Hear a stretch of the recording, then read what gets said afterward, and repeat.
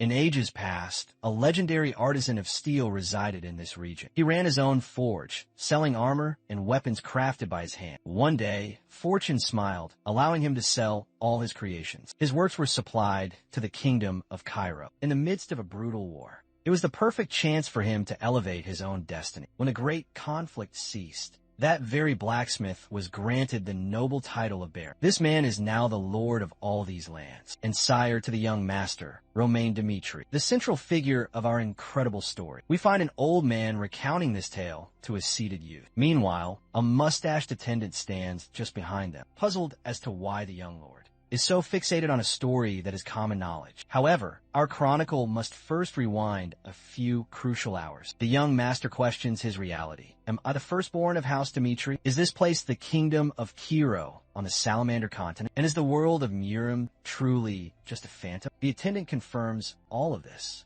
He thinks to himself that the young master was always peculiar, but today he seems to have completely lost his senses. Perhaps he has been taking some of those strange substances that have become a trend among the aristocrats. The mustached man then informs him that a certain young lady from the prestigious Lawrence family is arriving to see them. But as he speaks, he recalls how the young master has merely wasted his existence for the last 25 years. This is how he became known as the trash of the Dimitri family. The servant tries to convey the importance and status of the girl, but Dimitri cuts him off, stating a more urgent matter exists. He demands the eldest soul in these lands be brought before him, someone far more vital than this approaching noblewoman, because he must learn how to survive in this strange new world. The mustached man is baffled, wondering why a 25-year-old would utter such words. But as a mere retainer, his only choice is to obey. The saga then returns to the present moment. The elder finishes, saying that is the extent of his knowledge. Dimitri offers his thanks and promises him a generous reward. But the old man simply replies, "It was my honor to speak with you, young master." Now Dimitri is certain. He is known to all as Roman Dimitri. However, his true name is Baek Junghye. He is a being from the Murim world who lived a life of war, conquered all he desired, and finally embraced a peaceful death. But for some inexplicable reason, he has awakened in this body. He wonders if this is the will of the heavens, or a curse for his refusal of ascension. Suddenly, a commotion erupts outside, and a man screams for a bastard. A boy is brutally kicked in the face as onlookers just stare, cornered by thugs before a humble storefront. He bleeds, unable to fight back. The men relentlessly call him a filthy piece of trash, and the savage beating mercilessly continues. Dimitri's servant moves closer to investigate, but is instantly paralyzed with fear. He knows that Crimson Fong tattoo all too well. Beside him, a voice asks what is happening. Dimitri commands him to answer without delay. The servant stammers that these are the Blood Fangs, a notorious group feared not just in Dimitri's lands, but across all the neighboring territories. It appears the young man on the ground owes them a debt. The attendant begs Dimitri not to intervene, as it will only bring disaster upon them. However, the young master has already vanished from his side and orders the vicious thugs to halt. As Dimitri calmly advances, the servant desperately pleads for him to stop this madness. But Dimitri's steady march forward does not falter. A bald man emerges, recognizes Dimitri, and scoffs in his face, telling him to stay out of their business. He sneers, saying not to assume he has any power, just because of his noble lineage. The others agree it's best if he does not get involved, as this matter has nothing to do with him. The servant keeps insisting that they will gain nothing by challenging the infamous Blood Fangs. But Dimitri simply calls out for Hans. I do not know the laws of this domain. So, I want you to explain. Who has broken the laws of this land, and who must be punished? Hans freezes for a terrifying moment, swallowing his fear with great difficulty before he dares to speak. He says if the boy is truly in debt and failed to pay, then he is the guilty party. However, the Blood Fangs possess no authority to enact punishment like this. Furthermore, they disrespected the eldest son of the House of Dimitri, which is a crime that is itself punishable by death, according to the laws of this territory. It would not be unusual if they were all executed for this. The thugs can only stare while Hans wonders if he spoke too much. Dimitri then asks if they have heard the official judgment. He retrieves a branch from the ground and declares that, as the firstborn son of the Dimitri family, he will now have to punish all of them. The bald man sputters that Dimitri is just a pampered noble and doesn't understand the way the real world operates. He tells him to look at the tattoos on their shoulders. warning that if he continues down this foolish path, everyone will find themselves in a very bloody situation. Dmitri states that this only confirms what he needed to know. The bald man, now regaining his confidence, demands to know what Dmitri is talking about. The young master explains that from what he has observed, they are nothing more than gutter rats, since they speak with such venom about the lord of this domain. He advances, declaring,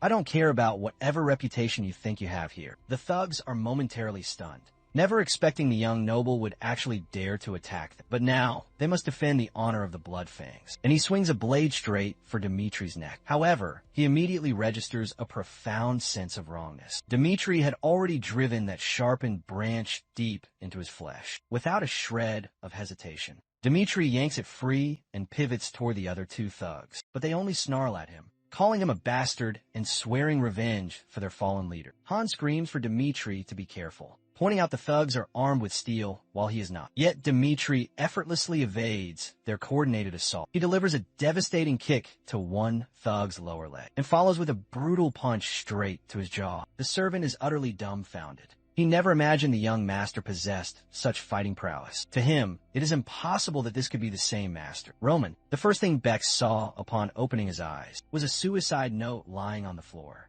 And scattered narcotics. The kingdom of Kiro, eternally embroiled in war, had to select a champion from each of its noble houses to enlist in the military. Roman was chosen to represent his esteemed family. However, the coward chose to end his own life instead. Beck considers it a truly pathetic existence, regardless of the hardships Roman endured. But the current inhabitant of this vessel, and now he will live according to his own will. And with nothing but a simple stick, he painted the entire street crimson. Unfortunately, I will have to censor most of this part because the boy is just too vicious. From behind him, someone whispers that he is a monster. One of the last surviving Bloodfangs tries to make a run for it, but Dmitri snatches him by the hair, slams his face into the dirt, and declares that the law is absolute. He warns that this last one will be permitted to live. As a message of what occurs when the law is defied, he assembles all the townsfolk and proclaims that his name is Roman Dmitri. If anyone has an issue with the punishment he has delivered, they can seek him out whenever they wish. Baek Jung-hyuk. He conquered the pinnacle of the Murim world with unrivaled power. Countless thousands of martial artists were crushed and annihilated by his hand. When the blood of his foes formed a river, everyone acknowledged that the celestial demon Set reigned supreme over the Murim world. But now, in this very moment, he must exert himself just to handle mere street vermin. He calls for Hans and orders him to alert the city guards to what has transpired, and to have someone sanitize this entire area. The servant simply says he will handle it at once, and sprints away. Dmitri considers how feeble and pathetic the body he now commands is. He must hasten his search for information on how to regain his true power. Just then, the boy he had rescued moments ago staggers to his feet and thanks him for sparing his life. Dmitri recalls that this was the boy who was being brutalized, but tells him his actions were not meant to save him. The Bloodfangs broke the law and faced their judgment. That is the end of it.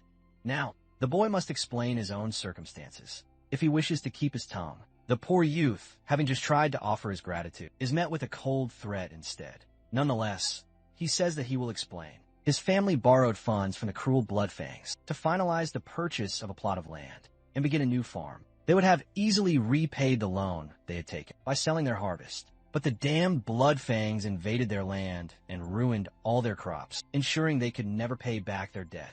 Only afterward did the boy realize they did this to entrap his family and claim his younger sister. The boy cries out that the world is unjust, because even though they were poor, they had never once harmed a soul. The only thing he asks for is for Dmitri to rescue his sister. But Beck just analyzes the fire in the boy's eyes. That gaze reminds him of the mad demon, one of the 4 heavenly kings, and a man he also discovered in a place just as desolate as this. He then asks for the boy's name, to which he answers Kevin. With that, Roman says he will investigate the matter and handle everything. The boy screams his heartfelt thanks, while Dmitri senses he will have a destined connection with this youth. The scene cuts to an approaching elegant carriage. Someone inside notifies their lady, Flora, that they are approaching the Dmitri manor. The blonde woman sighs, saying she is aware. It seems her fate is to meet this man, Roman Dmitri. 1 month prior, a voice boomed inside a castle, demanding an answer. Why an arranged marriage with the upstart Dmitri family? Her father tries to explain to her that their lands have fallen into a desperate state due to the devastating war.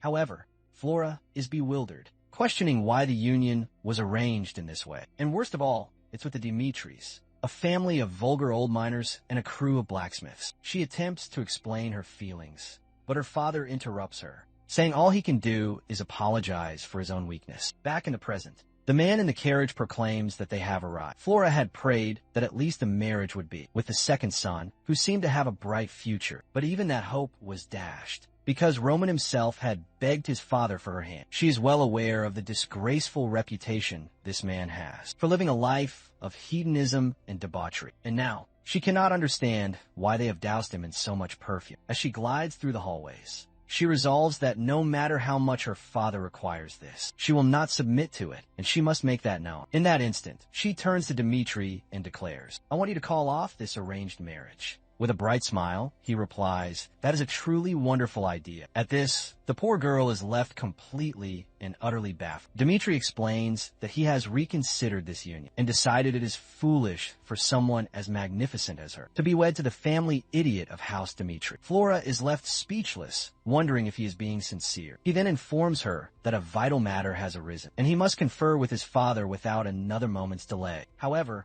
she stops his retreat, demanding to know what is happening. She had been told this entire marriage was only arranged because he had pleaded with his father for it. But now, he is canceling it all without the slightest pause, which leaves her completely perplexed. Dimitri simply asks her, "Do you actually wish to marry me?" And when she responds, "No," he tells her that in that event, they have no further reason to cause issues for one another, and he will handle the fallout from this. He assures her that she has no need for concern, because he will shoulder the full responsibility, since he's already known as the fool of the Dimitri family. He doesn't care if he's also called the divorced one. She cannot fathom why he appears so resolute. Is this truly the same buffoon everyone speaks of? The door then shuts firmly behind him, and from within, she can hear a furious argument. Someone roars, demanding, what is the meaning of nullifying this engagement? However, Dimitri calmly tells his father he is simply informing him, because he has already notified the lady. His father bellows that he is an idiot, reminding him that everyone already calls him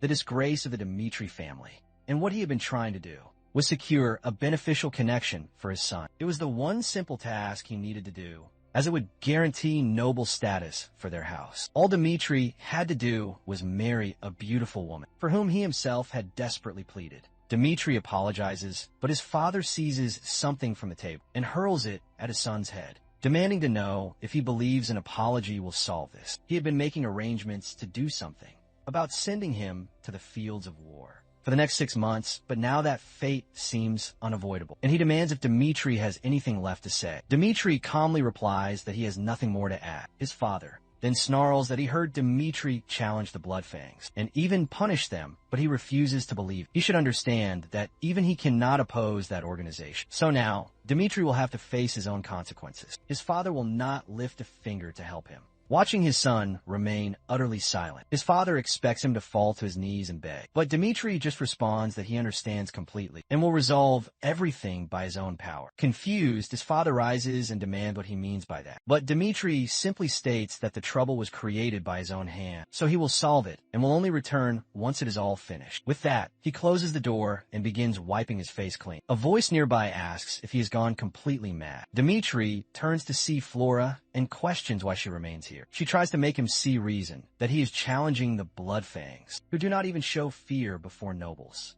If they consider him a genuine threat, they will most likely assassinate him. She urges him to go back to his father, plead for his forgiveness, and abandon this path. But Dimitri only asks why he would ever do such a thing. She explains her logic, but Dimitri cuts her off, stating that it seems she truly does not know her own place. The scene flashes back to a few hours before. Hans was covering Dimitri in strong perfume to attempt to conceal the stench of blood, and Dimitri was desperate to remove the constricting formal wear. However, the servant insisted this was the only way to show proper respect. But Dimitri was contemplating this proposed marriage. He is still learning about this new world, and this would only serve to complicate everything. The servant advised they go downstairs and resolve the situation. Dimitri had reasoned that, since the lady had never committed any offense against him, he had no cause to treat her with disrespect, which is why he planned to conclude things with as little offense as he could. But now he sees that the lady never intended to offer him any respect, which means he has no reason to offer any in return. He then tells her that from his own point of view, She appears to be quite arrogant. However, it is absurd for her to feign any concern now, when she disregarded all circumstances, while attempting to dissolve the engagement. But when he informed his father he would take all responsibility, that is when her anxiety appeared. He accuses her of trying to posture as a good person, after forcing him into this very position. But she must realize that at no time did she have any effect on his decision. They will now walk their own separate paths, and each will be master of their own lives. He told his father he would assume full responsibility to ensure that nobody would believe. This was a repercussion of their relationships, and because he wanted no more connection to her whatsoever. This was the first and the final time they would ever meet. Later on that night, a woman tells a man to stop drinking. It is Liana, Dimitri's loving mother. His father admits that earlier today, regrettably, he struck their son Roman once more. This is because after they achieved noble status, he swore his son would never face such hardship again. Liana tries to comfort him, saying it is fine and that their children have grown up strong. The father agrees with this, but confesses he still does not know why their boy acts this way, especially since Roman was the one child who faced the hard times with him. He feels he has no idea how to guide Roman. Liana tells him that it's okay, that they might have made errors as parents, but that is a normal part of life. And even so, they are still the only ones who can guide their son's errant path. Liana expresses her belief that the Romero she fell in love with will help their son return to the path of righteousness. Her husband asks if she is speaking of the issue with the Bloodfangs. She nods, saying he surely spoke those words in a fit of rage. But since he can be a bit stubborn, it may be prudent to ask Captain Jonathan to aid their son. He then calls for the servant and commands him to bring forth Captain Jonathan. The following morning, Roman strolls through the city, while Hans frantically tries to hold him back, warning him that the ruthless Bloodfangs will undoubtedly attempt to get revenge for what occurred yesterday. But Roman simply asks when Hans believes these thugs grew so mighty. Hans confesses he does not know. Roman clarifies that in conflict, infamy is the weapon that creates fear, because the Bloodfangs are known to be savage. That very fear has made them more successful in their endeavors. Hans then asks if Roman means that they are not a threat, or perhaps that they are weak. Roman replies that they're only as weak as the amount of fear they can inspire in me. The scene moves to a local tavern, where a server delivers a grand feast they have requested. Hans is overjoyed, saying the meal looks incredible. However, Roman gets up and announces he is heading out, but orders Hans to remain where he is, telling him that he will continue his investigation. But it will be far too perilous for Hans to go with him. Hans leaps to his feet, desperate, insisting that he cannot permit such a thing to happen. Even if it means he must face imminent danger, he must stay by the young master's side. Roman pauses for a brief second, and then asks Hans if he truly sees himself as one of his men. Hans affirms this, vowing he will always serve the young master. Roman then tells him he will go alone, because he cannot risk losing someone as loyal as Hans in such a reckless manner, and assures him he will return soon. The poor Hans is left standing there, motionless, not knowing what to say, but deeply moved by his master's words. As Hans sprints off, he thinks that now is not the moment to be lost in thought. He must tell the others what is happening. Roman has deduced over the last few days that the Bloodfangs are not as mighty as they pretend to be. The issue is that since they work in numerous small cells, it is nearly impossible to crush the entire organization. They will not wish to attack him in the open, and he cannot find them with ease. But if that is the case, he just needs to force them to find him. That is why he purposely strode through the city with Hans. Furthermore, today is a Dimitri night training exercise, so the streets are not as heavily guarded. This means that if they intend to seek their vengeance, this is the most opportune moment. At that instant, several men call out to Roman Dimitri from the shadows, and one of them leaps from the darkness, proclaiming that this is their retribution, and that he will pay the ultimate price for his interference. With the Bloodfangs, but then a voice cries out for the captain. A man with disheveled hair turns around. It's Hans, sprinting toward a man named Jonathan, screaming out his name. Jonathan walks over to the servant, asking why he is in such a frantic state. Gasping for air, Hans desperately tries to explain what is unfolding with Dimitri, and implores Jonathan to find the young master immediately, because he is in grave danger. However, Roman gracefully sidesteps the initial lunge, drives an elbow into the assailant's gut, forcing him to release his dagger, and then catches it in midair with his other hand. Before the man can even process it, he has already been struck down. It all happened in the blink of an eye, and the man stumbled back, unsure of what had just transpired. The other thugs, witnessing their allies' defeat, are equally stunned into silence. This Dimitri was completely unlike the one from the rumors. Roman simply asks what they are waiting for, and invites them all to attack him at the same time. Back with the city guards, Hans is hysterically detailing the encounter with the Bloodfangs. The soldiers look at one another, saying it makes absolutely no sense for Dimitri to be defeating the notorious Bloodfangs. Hans swears that it is all true, and that the boy has now challenged the entire group, making it far too dangerous for them to do nothing. Jonathan remembers Romero telling him about this and asking for his aid. He just wants to know why Dimitri, who doesn't even know how to properly wield a blade, is involving himself in such dangerous affairs. But he rallies his men and tells them to arm themselves, warning that they cannot allow any harm to befall the young master. However, he will be furious if the boy has truly instigated trouble with the Bloodfangs. But the poor Bloodfangs were already defeated on the ground. They charged Dimitri, screaming that he was a bastard, but he smoothly ducked under a wild swing and jabbed another in the gut. Another bald thug tried to attack him from the flank, but Dimitri just sidestepped and delivered a kick to his stomach. The fool crumpled, and Dimitri asked if it was only the three of them. The man attempted to threaten him, saying he wouldn't escape after killing two of their own. But Roman just smirked, asking if he hadn't figured out that all three of them would die. Roman then gently stroked the blade on the man's thigh, telling him it would be much better to answer his questions, starting with the identity of their leader. The scene cuts to a different part of the city, at the same tavern we saw before. Suddenly, everyone inside is shocked as Roman makes his return. The bald man behind the bar turns around to greet him. He welcomes the young master, who replies with a pleasant little wave. The man wonders why Roman is behaving so oddly today, and why he has even come here. The bartender chose to dismiss Roman's strange demeanor, and asked what he would like to drink. Roman requested a Tear of the Dawn. The bartender stated that they do not serve that particular drink here, and asked if he desired something different. Dimitri then requested the most potent drink they served, because he had a task to complete in the morning.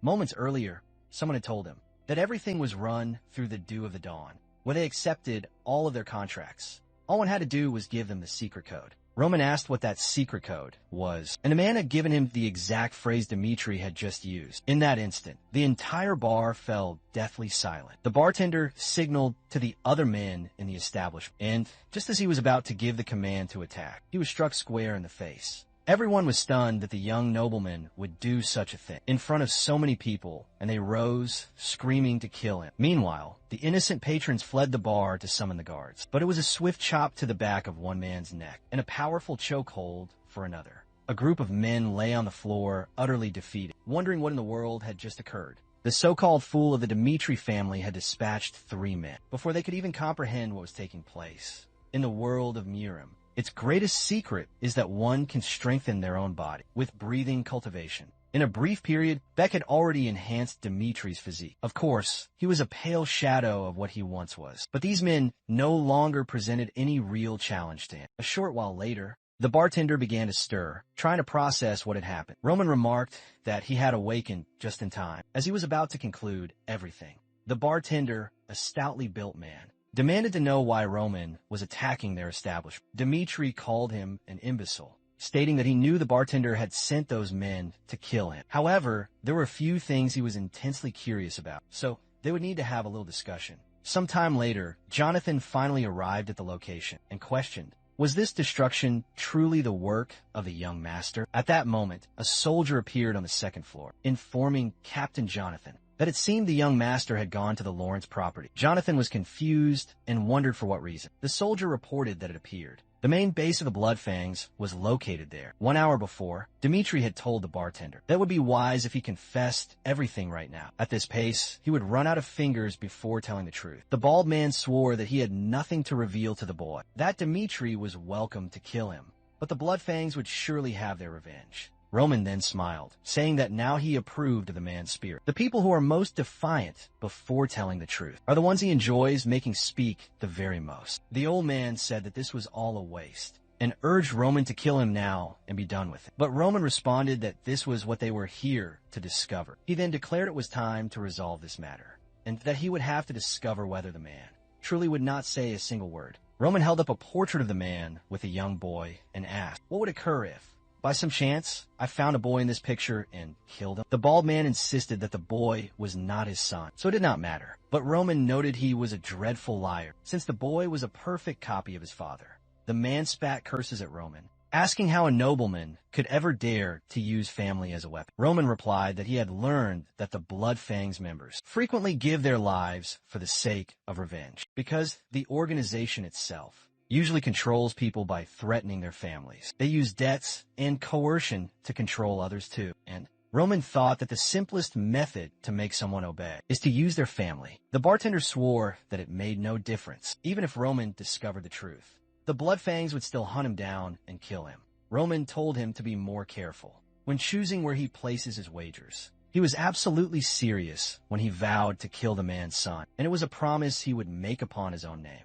But before he sent his soldiers to hunt down the boy, he would give the man one final chance to reveal the truth. Now, he had to decide whether to bet on the Blood Fangs and watch his only son die, or to bet on Dmitri and let him eliminate the men. But the final choice was his. The scene changed to a small house tucked away in an alley. Someone asked if the news was actually true. The man replied that the entire division in the center of the city had been annihilated by Roman single-handedly, and if the Royal Knights got involved, they would be facing certain destruction. A grizzled old man who had a certain canine resemblance noted that he had not anticipated the boy having such gall, but it was illogical for an entire division to be defeated by a boy who had been cast out from the Swordsmanship Academy. The man asked about Roman's current whereabouts, and the other answered that he had just departed the Dmitri territory. He asked if the boy traveled alone, and the confirmation was yes. The man remarked that this was good, as it seemed Roman planned to assault their entire stronghold by himself. He then commanded every member of the group to assemble, with the sole purpose of killing Roman, before they were forced to battle the Dmitri Knights. After that, they would display the boy's body in the town square, so that every person would know what becomes of those who challenge the Blood Fangs, thereby restoring their fearsome reputation. The scene then changed to a different grand castle. Someone asked what the Barco family was plotting. It was an assembly of noble elders, and they were debating how that family had borrowed immense funds, which probably meant they were readying themselves for a war. And if that were the case, they would need to gather their power before those men could become any stronger. The blonde man stated that it seemed conflict would be unavoidable, something he had never imagined would occur. A man with spectacles noted that the central government also seemed to be giving their support to the Barcos. The old man in the red suit slammed his hand on the table, proclaiming that they could not stand to lose any of their lands, since the Lawrence family depends completely on their fertile territory. Another man tried to say that the records proved past financial debts, but the man shouted that this was nothing but lies. Someone then interrupted the fierce debate, demanding that everyone be silent. The blonde man insisted that they could not cede the territory, or they would forfeit the rest. All the other noble houses, since the Barcos wished to challenge them, they would have to fight back with everything they had. That is why they had orchestrated the marriage with the Mitri family. The men smiled, confirming that the Dimitris were indeed very rich, and that their weaponry was second to none. No matter how much gold the Barcos were to borrow, they could never possess more riches than the Dimitris. The father said again that this was the reason he had forced his daughter to marry that absolute fool, as he would surely never turn her down. Another man told him that he could not fault himself as a father, as this was the very best option for everyone. Outside the room, someone had been listening in. Flora, now she had no idea how she could reveal the truth to her father. She could not fathom his response when he learned she had not consented to the marriage, but she also could not allow that her entire future would be sold off to a man like that. The issue was that this was not just her father's strategy. It was also the fate of her entire family. But no matter the outcome, she decided she would speak her truth, as she braced herself to explain that she would not marry a man she had no love for. He turned, utterly bewildered. The man acknowledged Flora, then rushed to the chamber doors, calling for his lord, screaming that it was an urgent crisis. Flora could only stare, completely and utterly baffled. Meanwhile, in another place, a fist was hammering against a gate, demanding that some bastard open it. It was Jonathan, attempting to breach the Lawrence domain, but the sentry insisted he follow the established protocols. Jonathan swore that if Roman was hurt due to this delay, they would all pay the price. At that very moment, another soldier sprinted toward the gate, informing the captain that they were facing a new problem. It appeared the Lawrence main square was also in turmoil. Jonathan braced for the worst and threatened to smash the gate down if they refused him entry. Back at the square, the citizens were frozen by what they saw. Someone was being hanged, and they were terrified to even intervene. It was the old Wolverine-like man, pleading for someone to save him. He had been so sure that eliminating a single worthless noble would be an easy task. All they would need was any man from the gang to crush him. But in truth, they had brought many well-armed men. He had been convinced there was no possible way they could fail. Or, at the very least, that is what he had thought. That is, until he saw his men dead on the ground before him. Then he understood he was about to die as well. He started to stammer out his words, begging that he not be killed. Horrified at the thought of losing his life, stuttering, he pleaded for his life, clutching Roman's leg and begging not to be executed. But Roman simply tossed him into the center of the square. Before the eyes of all, the man cried, saying that if his life was spared, he would serve as a loyal dog for the rest of his days. Roman icily replied that if he wished to offer himself as a dog, he should have done it before he dared to bare his fangs. He then declared to the entire city that this man was the leader of the vile Bloodfangs, and everyone knew the kind of monster he was. They had threatened the great house of Dmitri and used vile methods to manipulate the people. The crimes this organization committed were undeniable, and Roman vowed that he would obliterate the entire group, along with the evil that they had created. As the crowd stood there in disbelief, Jonathan finally reached the main square, and the carnage left him utterly speechless. There was no need to explain what became of the leader. The scene then returns to that previous urgent meeting, where someone asked if the report was true. A soldier confirmed he had granted Roman Dmitri passage, believing he was the future husband of Lady Flora. However,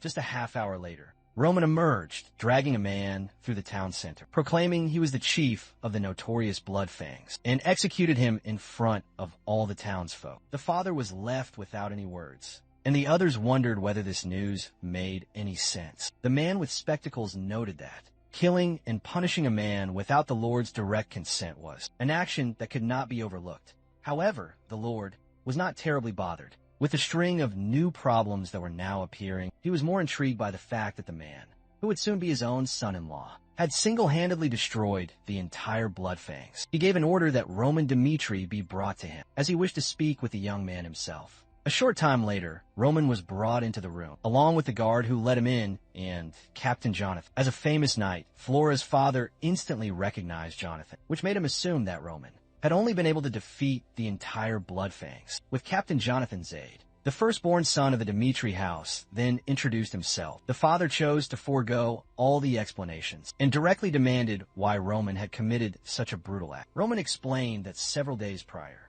the Bloodfangs had broken the law and assaulted an innocent man. That is when he punished everyone at that very location. Outside, Flora was desperately trying to listen to the meeting. She beckoned the knight over and told him to come closer. She asked if he had truly brought Roman Dmitri inside, and he confirmed that he did. She then questioned why Roman had gone to her father's chambers. The knight implied that she may be one of the last to know, which, of course, left her feeling very concerned. Back inside the meeting, Roman continued his account, explaining that was why he had to assault the Bloodfangs fortress and eliminate their leader. That was the brief summary of all that had occurred. However, the Lord pointed out that Roman had no authority to execute a person on Loren's land. Roman conceded this, but questioned their power to handle such men, given that the Bloodfangs were a scourge upon this region, tormenting the local people while nothing was ever done. That is why he took the situation into his own hands, because he could not trust the House of Lorenz to do it. The two attendants on either side were aghast, and focused all their attention on Roman.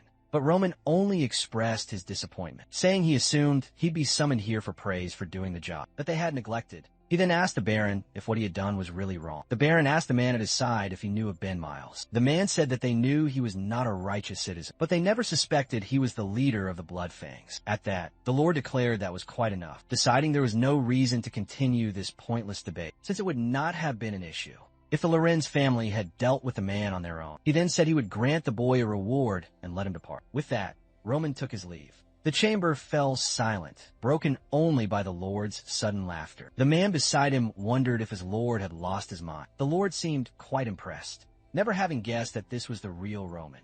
Dmitri, the advisor, tried to protest that they couldn't allow such acts to go unpunished, but the father brushed aside his worries, saying that it was fine, since Roman was to be Flora's husband. He knew only a man with such fire could accomplish great deeds. The advisor tried to continue, but the father silenced him, saying he would hear no more of it, and was happy that the boy was a perfect match for his daughter. He then commanded that Flora be brought to him, so he could tell her everything himself. Meanwhile, on the road back to the Dimitri lands, Jonathan stated that Roman should not have revealed the full truth, because even though they had destroyed the Bloodfangs, a powerful lord seemed to have been left quite furious. But Roman simply replied that all he did was prove that the situation had grown so dire because of their own inaction. And since the Lord was unaware of the canceled engagement, he would not punish his daughter's future husband. Jonathan saw at once that Roman had orchestrated everything, leaving him wondering who this man before him truly was. It was obvious he was no longer the Roman Dimitri they once knew. A voice echoed in Roman's memory, calling him by his real name, Baek Jung-hyuk, and reminding him that as the son of the heavenly demon, he would have to prove he was worthy to be his successor first. He would have to endure starvation, the cold, and the hard earth. But his father had warned if he died, it would not matter, as he could just create another son. The only path to proving his worth was to dominate everyone else. Of course, Beck had already been beaten bloody. A larger boy had laughed, saying he thought Beck would be powerful as the son of the heavenly demon. But in the end, he was just an arrogant little child. Beck rose to his feet, only to be struck in the face once more. The poor child could not do a thing. The other children who did not join in just thought he was a fool, while most children were shielded by their families in their youth. Beck had been thrust into a world where only the mighty could survive. Back in the Dimitri territory, Roman was now soaking in a large bathtub, relishing a moment of peace. He could not believe how weary his new body had become from such a trivial encounter. However, it was certain that since his arrival in this world, he had been through many new things. To defeat the Bloodfangs, he was forced to kill all who blocked his path. He felt no regret, as it proved that he had not changed as a man. If he must, he would torture those who opposed him and eliminate any who dared to threaten his life. This was the very life he had always known, and nothing would be different just because he had become Roman. The only real problem was that it was growing far too dangerous to venture out, as he had, and he did not yet know how this new world functioned. Not to mention his own true power had been severely weakened, and he would have to be careful about how he moved in the future. Suddenly, a voice called for the young master from the door, telling him that the Lord wanted to have a word with him. In the chamber, Romero asked if his son had truly done all of that. Jonathan confirmed it, saying that Roman had changed profoundly. The father still had his doubts, but the knight swore that this young master was not the same man they had known. Romero confessed that Roman had always been his greatest trial, his only son with no discernible talents, and the only one who had suffered the hard times when they were poor. A long time ago, Roman had offered his father a piece of candy. When asked what it was, the child had just answered, "It's a sweet." Romero was toiling in the mine when he saw his boy approaching, and asked why he had come to such a treacherous place, reminding him that it was not safe here. But the boy just beamed and said that his father worked too hard, so he brought him a sweet to give him more strength, to work faster and return home to him sooner. All Romero had ever wanted was for his son to know happiness. That's why he always doted on him and gave him money, so he would never be called a poor boy. He never dreamed that this would lead Roman down a dark path. A part of him had already lost all faith in his son, but hearing that he had single-handedly destroyed the Bloodfangs filled him with a powerful, renewed hope. At the door, Roman requested to enter. Romero thought that no matter how Roman had accomplished, he had managed to crush the infamous Bloodfangs. If that was the case, he was willing to do anything for his son. This would be his atonement for having failed as a father before. When Roman entered, Romero remarked that he'd been told Roman had crushed the Bloodfangs by himself. Beck, now wearing Roman's form, studied the young man's father. He could tell that the man was filled with hope and was waiting anxiously for what he was about to say, but knew if he confessed the whole truth, he would be seen in an entirely different light. The only problem was that achievements beyond all reason always carried a heavy price. If he were to downplay his power now, he might gain more time to grow even stronger. As his father continued to call out to him, Beck weighed whether to tell the truth or a lie. Concealing the truth appeared to be the more logical choice. Beck's mind flashed back to when he was being beaten as a boy. The bully had mocked him, asking if that was all he had. But then Beck seized a stone from the ground and smashed it into the other boy's face. Without any mercy, the boy was badly injured, falling to the dirt, and Beck rose, grabbing another stone to finish the job. From that day forward, every single one of them feared him. That was when he learned that in a cruel world, the most powerful being will always rule. He declared to them all that the boy he had just crushed was the former leader of their little group, which meant that now he was their new leader. Displaying one's absolute dominance was the only way to claim victory. That is why Beck, now Roman, decided to simply say yes. I was the one who annihilated the Bloodfangs. He and the heavenly demon did not know how to hide their mind. Sometime later, at the city's training grounds, the young knights were honing their swordsmanship skills when a voice ordered them to halt and show their respect to the Lord, who had just arrived. Everyone instantly bowed their heads, and a blonde boy in the group looked up, surprised, wondering why Roman Dmitri was even here. The instructor announced they would be testing their swordsmanship against Master Roman, and invited anyone who wished to participate to please step forward. Strangely, everyone was sweating and nobody wanted to volunteer. The blonde boy could not understand why everyone appeared to be so afraid of Roman, or more accurately, why anyone would wish to fight the family idiot. 1 hour before, when Roman had admitted to his father that he was truly the one who had destroyed the Bloodfangs, his father demanded to know how he had defeated them. Needing to avoid creating any suspicion, Roman claimed that he had been secretly honing his swordsmanship. His father asked why he had kept his training a secret, assuring him he would have provided him with all the aid he needed. Roman replied that he was weary of squandering his life and wished to prove that even the fool of the Dmitri family could achieve something by his own power. However, Romero found this difficult to accept, saying it was impossible for a man to learn swordsmanship by himself, to the point of killing all those men.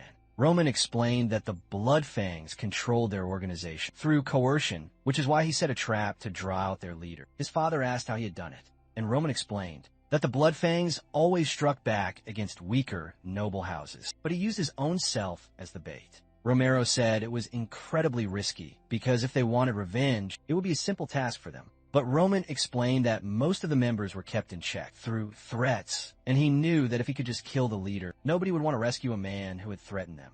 Romero thought to himself that it was a remarkably well-devised strategy, and Roman had shown immense bravery to see it through. Impressive would be an understatement for what he had achieved. To imagine that Roman was capable of such a feat. His father then asked if he could request a small favor, and Roman consented. Romero said he wished to see this swordsmanship that Roman had been honed with his own eyes to see how much he had truly changed. Now, back at the training grounds, Romero was surprised by the fact that nobody was stepping up. The blonde boy reasoned that whoever struck Roman would be banished, and whoever lost to him would also be banished for being so weak, so nobody wanted to take part in it. Meanwhile, Jonathan was thinking that they needed a man who could defeat Roman with ease to showcase the knight's true power. He declared that if no one would volunteer, he would select a man himself, as was his right. Jonathan himself could not take part, so there was only one remaining option. He called out the name Chris, telling the blonde boy to come forward, which utterly shocked him. Chris was the vice captain of the Mitre Knights. The first time he had ever met Roman was the year before, when they had both been at a tavern, where people were complaining of a drunkard causing a scene. There, they found a man screaming and demanding to know if they were trying to make him look like a fool. The boy had asked if they truly wished to have their place shut down. The staff apologized and didn't know what else they could do. However, it was the drunken Roman who said that filth like them should not even dare to speak, and he commanded the man to approach him once more. They tried to say something, but he smashed a bottle against the wall. That is when Chris told the boy that he had done enough, but he just demanded to know who they were. Chris reached out to seize his wrist and drag him from the tavern, telling him he was making a fool of himself. But he received a hard slap across the face, and Roman had asked, "How does a lowly knight like you have the nerve to put his hands on me?" Well, with just that one slap, Chris knew at once that this boy had never trained a day in his life. His power was, at best, less than that of an average man. He pitied the Lord for having a son as pathetic as this boy, and he was entirely sure that this man was just trash, better off being dead. So why were they now ordering him to have a duel with this Roman? He tried to tell the captain that he did not think it was wise, and that there were likely other, more qualified men for this duel. However, Jonathan insisted that the boy had annihilated the blood prisoners, so it had to be Chris. Chris was about to say something else, but Jonathan simply cut him off. So he said he understood. Everyone was excited to see the battle, and the two men calmly sized each other up. Jonathan told them to wait. But at that instant, Chris said he had one condition. He warned that he had sworn an oath to be merciless in a duel, no matter who it was. If they would accept this single condition, he would then agree to take part in it. He was convinced that this idiot was not the man who had defeated the blood prisoners. Jonathan and Romero appeared to be in agreement, and Roman, of course, just smiled, which did not sit well with Chris in the slightest. Jonathan said that by the look on the boy's face, he had accepted, and then he told both men to ready themselves, while Chris was seething with rage. Roman was just smirking. The second Jonathan gave the word, Chris instantly lunged forward. While the boy stood completely still, waiting for him, he calmly observed one of the movements. And Chris unleashed a full power strike that the boy parried. The men who had trained with Chris knew at once that he was giving it everything he had. However, Jonathan was already stunned. The boy had actually blocked the attack. Chris pulled back at once. He could feel the boy's strength just from the way he had defended, not to mention that his form still seemed perfectly balanced. This was not at all how he had imagined this duel would play out, but he did not care about any of that. He would only be happy once he had utterly crushed this man. He attempted another slash, but Roman simply stepped aside. However, Chris had anticipated this move. He spun his body around to strike him from the side, but the boy parried the blow yet again. Roman seemed completely calm, analyzing the attacks, when Chris spotted an opening at his back. For him, the match was already over. Now, it was only a matter of landing this final blow. It would all be over, but Roman simply ducked down. He saw his own opening, and at that instant, Chris knew he was about to be hit. The attack grazed past his cheek, and the boy even got a new hairstyle. Terrified, he leaped backward. He realized how truly dangerous that had been for the men who had trained alongside Chris. It made no sense at all that he was being defeated, and he himself wondered if this was truly the skill of Roman Dmitri that he knew. From his defense to his evasion and his attack, nothing was out of place. Could it be that he had really defeated the blood prisoners? Because if so, at this rate, at that instant he thought, he was overthinking things, and Roman was still the same fool as always. But that's when Roman said, that was enough of a warm-up. And he announced that this time, he would strike first, and the poor boy had not even had a chance to react yet. Too late, when he finally saw it. He managed to defend himself at the last second by pure instinct. While he could not believe that the boy was so incredibly fast, he took a step backward, but Roman continued to advance. All Chris could do was defend,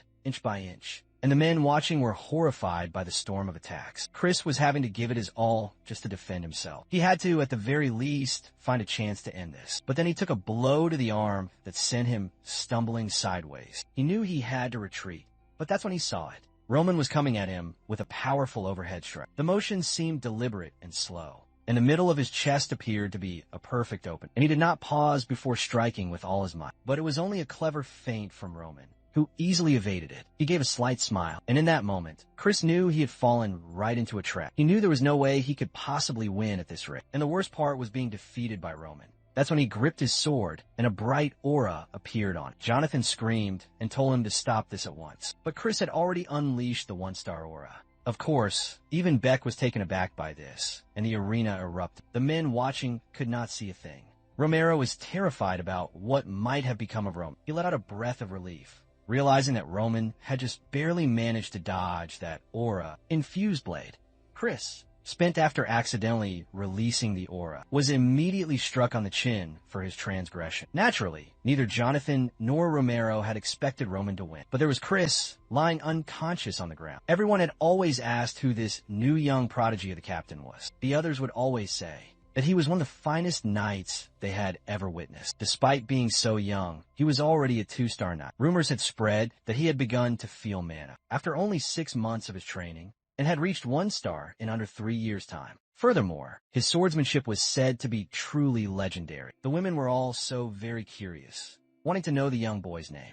After his training, Jonathan would often say that was enough for today, but Chris would get up and ask to train just one more time. That sort of passion had thrilled Jonathan, because the boy did not only possess talent, but he also worked incredibly hard. Chris was a true genius, but there was his genius now, being utterly defeated by Roman, who coldly stared at him lying on the ground, while Chris was still unconscious. Romero called out to Jonathan, asking what had occurred, as he had heard that Chris was a 2-star knight. The only problem was that not even Jonathan could understand how powerful Roman had become. What Roman had just displayed was the technique of a man who should have had many years of training, considering that only a month ago, he had been doing nothing but causing trouble. It seemed impossible that he had transformed so much, but nothing about it made sense, so Jonathan simply told Romero that Roman was a true genius of the sword. Roman, meanwhile, was just chuckling as he stared down at Chris, who was still lying there unconscious. He was impressed by how ferocious and determined Chris was. With the power he had just shown, Chris could have easily destroyed the Bloodfangs as well. It was plain to see why Jonathan was so proud to have him as a pupil. But to the heavenly demon,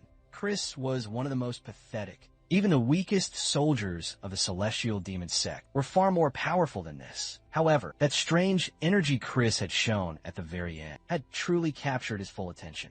As another joker began to appear, Romero began to laugh like a complete madman. Once again, everyone was completely baffled. But of course, Romero said it was wonderful to see this. To him, it was incredible to have a son who was a genius of swordsmanship. He asked Jonathan if he was certain. Jonathan replied that it was impossible for a person to have grown so much without being a true genius naturally. The father was beaming with pride. He called Roman over, telling him to come a little closer. Romero said it had been a very long time since he had been this proud, and that he wanted to reward his son. To him, Roman deserved anything he could ever want, so he could request anything he desired. Roman smiled and mentioned the great war that was to happen in 6 months. His father was already sure that Roman would ask to not go, and asked what his request was.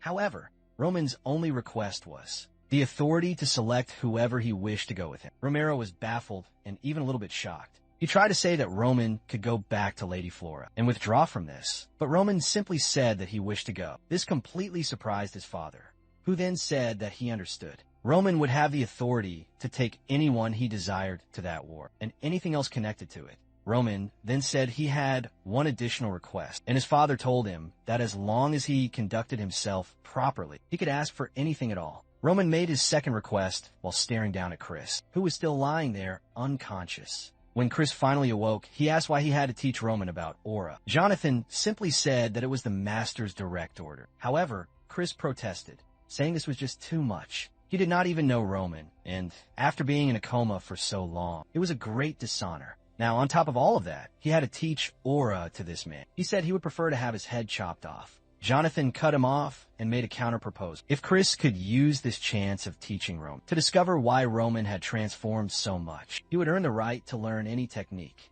that Jonathan had been keeping secret from him. Immediately, Chris shot up, excited, asking if it was true, and Jonathan swore that it was. Now, Chris was thrilled because he was sure this would be easy, and he would definitely receive the hidden art to becoming a 3-star knight. Of course, he did not want to appear too eager, but he told Jonathan to be true to his word. Inside the castle, a voice called out to Roman, saying they had heard about the amazing duel he had today. It was Hans, who said how incredible it was that Roman had defeated a 2-star ranked knight. Roman asked if he knew what this 2-star aura thing was. Hans said he did not know very much, but explained it was related to the power to wield mana. Our protagonist then mused that it appeared to be called mana. In this world, he was positive the power Chris had used was a key explosion, but the method they used for it was entirely different from how it was done in the Muram world. Here, it was known as aura, and one thing he had observed was that it was a complete waste. Even though he did not know why they used ki in such a way, he knew he had to learn much more about this strange power and how the people here used it. But during the next day's training, he was certain he would find the answers that he sought. The next morning, Roman stood directly across from Chris, who was clearly not pleased. However, Roman was not much different until the boy let out a small laugh, which immediately enraged Chris. He tried to compose himself and said he would explain what aura was. He explained that aura was nothing more than the manipulation of mana. From a swordsman's point of view, mages also wield mana, but they weave it into sigils and spells, while knights instead wrap it around their bodies. The first person to master the use of mana was Emperor Alexander. He was the very first to realize that it was possible to use mana to fortify the body, and aura was the power to unleash it in an instant. This allowed a person to wield much greater power than normal. However, Chris noted that the history was not very relevant, since only a rare few people could ever wield mana. 1 in 1,000 could ever become a knight, and 1 in 10,000 could ever become a mage. That is why finding out whether you possess the affinity is the most crucial step, as the bare minimum talent needed to be a knight with aura is the power to at least be able to sense mana. He said that it had taken him 6 months, but doing it in a year was considered above average. Roman accepted this and asked Chris to explain how to sense this mana. Chris agreed, while thinking that Roman was full of himself after winning that one simple fight. However, it was a great shame, as talent in swords and in mana were 2 entirely different abilities. Now, Roman would face the cold, hard truth through this training. But the very foundation of this training was flawed from the start. Roman had already perceived the mana of this new world, and using the methods he learned as the celestial demon, he was gathering a part of it in the core of his body. He was only here to see why they did things in this manner, even if it was not the correct method. He You want to know why they did things in such a way. Chris started to pace around and told Roman to feel everything that made any contact with his body. He could begin to think about trying to manifest it. When he was successful in manifesting it, he would officially become a one-star knight. However, there were many different ways to manifest aura. It could be channeled into a sword, or, for example, cover one's body. He was about to continue his lesson when he noticed something. Roman was already standing right beside him with his mana unleashed. Poor Chris did not even know what to say. The boy was actually manifesting an aura, but Roman could only think that.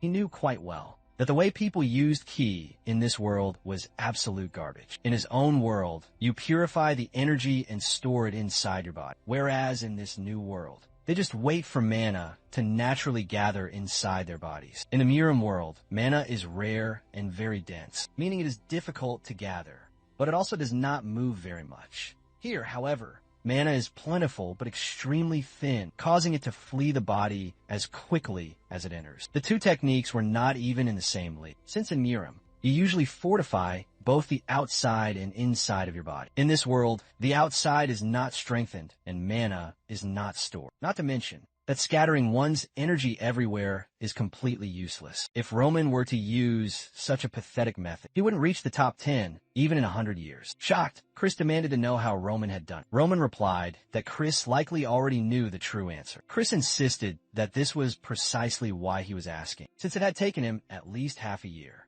He commanded Roman to tell him the truth, accusing him of feigning that he did not know how to use mana, just to show off. Now, it was beginning to make sense why Chris had lost. Roman commented on Chris's belief that he was hiding his true power, saying that Chris was just assuming whatever he wanted. But poor Chris was fighting to understand what was going on, knowing it had taken him 10 years to reach 2 stars. Suddenly, Roman began to laugh, and Chris demanded what was so amusing. Roman simply said that Chris was entertained. Chris, now even more enraged, asked if Roman was saying that his great efforts were funny. Roman then asked if in all those 10 years of rising through the ranks, Chris had ever once doubted the methods he was being taught. Chris was about to answer, but Roman cut him off, saying that common people are like that. That traditions passed through ages are always absolute. When he first learned of aura, he questioned why everyone was so bound to this single path, when its weaknesses were so clear. Was it because they were simply ignorant? Or was their belief in Captain Jonathan too absolute? But the truth is, people follow the path of least resistance. Roman continued, saying he didn't doubt Chris's decade of grueling effort, but he found it truly laughable that Chris never once questioned the reason for his training. Roman then turned to leave, stating that nothing in this world is ever truly perfect. Even absolute truths he once knew were different long ago and evolve with the ages. Roman knew that to doubt oneself in this way invites suffering, especially after you have tried again and again, only to end in failure. That is when you must defy the scorn of the world in your own crushing despair. However, even if that is the cost, change is essential. That is how Roman defied his father's path and forged his very own art. He then informed Chris that their training was now over. In that very moment, Chris called to Roman, asking what path he should take now. The scene flashes back to a time long past. A man asked a youth if he would continue to suffer, or if he would finally accept his defeat. From this day, the Blood Demon sect would serve Beck. The only thing the man desired to know was how he could become as mighty as Beck. He would dedicate his very body and soul, so long as they both grew in power. But he had to know what path he should walk from this day. Roman saw this as a man who had cast aside his pride, and he declared that it was intriguing. The Blood Demon was a being so mighty he unified all the sects. As a warrior who ruled the entire Miram world, it was his destiny that he would one day face Beck. And in the end, after a legendary battle, he was utterly defeated. Roman remembered how that youth from the past cast aside his ego and begged for his guidance. This thirst for power at the expense of one's own pride reminded him of the Blood Demon. He told Chris that he was seeking a path to become stronger, but sadly, he did not possess an answer for him. Bewildered, Chris asked what he was supposed to do. Then Roman replied that the answer had already been given. The one thing he could not do was to mindlessly follow the teachings he had been given. If Roman were to teach him now, Chris would just be following another's lesson blindly. So what Chris had to do was find the answer for himself. The only clue Roman offered was to remain by his side. In 6 months, Roman would march onto the battlefield. Chris would witness him crush countless foes and grow in power. And if in 10 years, Chris still stood beside Roman, Roman was certain that by then, Chris would have found his own answer. That night, Chris lay awake, alone in his bed, recalling how everyone said the only way was to train hard, until he began sensing mana. He remembered the wisdom passed down to him from Jonathan, even the day he was told he had become a 2-star knight. But Roman's scornful laughter for never questioning anything filled his heart with rage. Someone asked what this was about. Jonathan demanded to know if Chris was certain, as Chris had just declared, that he would march to war in 6 months with Roman. Jonathan asked if something had occurred, and Chris confirmed that something had. Their eyes met for a long moment, and the captain admitted that it seemed Chris possessed a valid reason for this path. From this day on, Chris would no longer be a Dimitri knight, no matter what came to pass. Jonathan hoped that Chris could shield Roman on the battlefield. Chris simply offered his thanks. But in that instant, Jonathan saw that Chris was no longer the small boy he had discovered on a field of war, desperately clutching a woman's corpse. Jonathan said if the Chris he knew truly wished to follow Roman, that it meant that Roman was no longer a fool. He told Chris to follow him.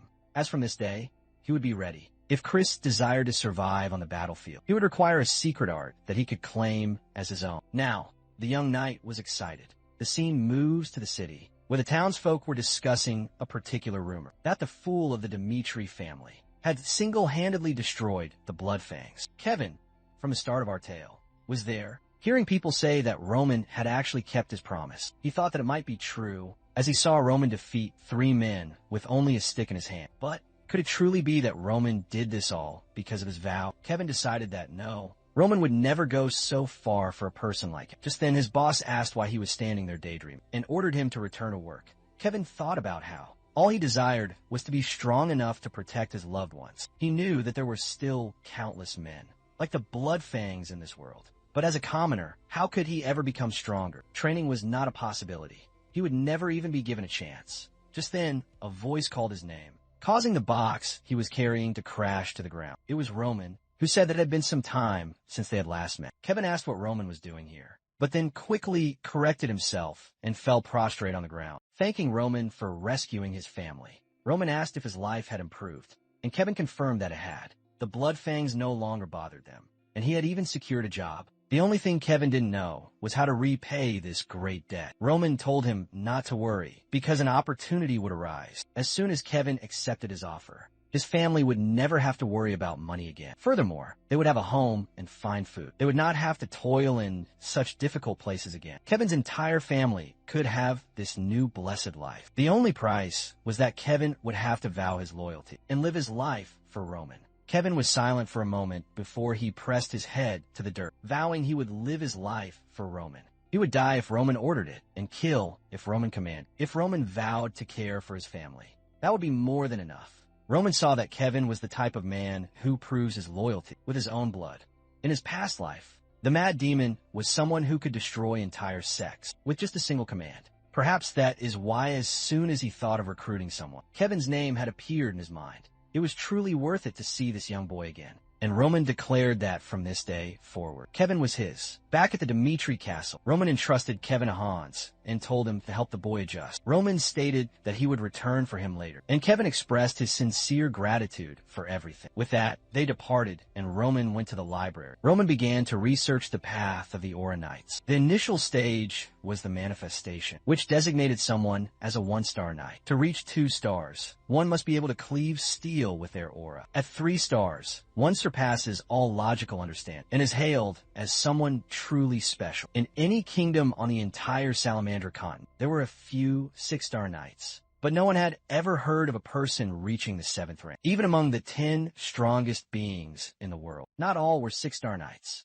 Roman considered that, given Chris's power, Jonathan must be a 3-star knight, and that 6 stars in this world were nearly beyond comprehension. The aura of such a warrior could extend 12 meters in the air and shake the entire world. Currently, there were only 12 6-star knights in the whole world. Roman realized that these warriors were truly powerful, especially if they could do such things in an inefficient way. On the other hand, there were the so-called archmages, a rank bestowed upon a sorcerer who reached 7 circles. In this world, they were seen as half divine, half human, as they could bring ruin wherever they went. A single spell from one of them could tear the sky in half. Unfortunately, magic was a power that did not exist in the Murim world, and now he at least had some knowledge of it. As improbable as it was, He knew he could not afford to make an enemy of such a person. For the time being, the fact that he could predict nothing about them made everything that much more dangerous. But Roman was not a man who could live inside a bubble. He loved experiencing everything and reign over it all.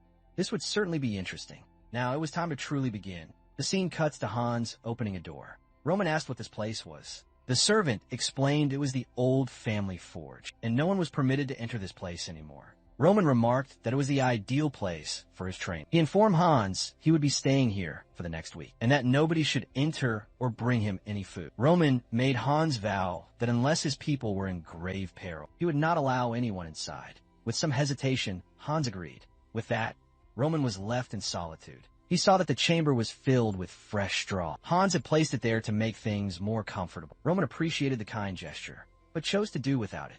For all these days, he had been gathering energy in the core of his body, but it was time to start cultivating the arts he had used in his previous life. He activated the first form of the heavenly demon's art. First, he would channel all the energy to purge the filth from his body. The cultivation method was savage, with blood pouring from everywhere. Roman knew this would occur, which is why he had gathered the precise amount of energy. He had no time to waste and had to reclaim his former power as quickly as possible. The first stage of this art was known as the human stage, and it was the first step on the path to his ultimate goal. The scene then moves forward 1 week. A bald man offered to serve tea and drinks for Count Lawrence and his daughter, Flora. Lawrence entered and demanded to know where Roman was. The bald man said that Roman was currently handling some matters, and then shut the door, leaving them inside alone. Lawrence noted that it was obvious they were not welcome here. He told his daughter that they must be patient, and instructed her to take a seat. He then spoke her name,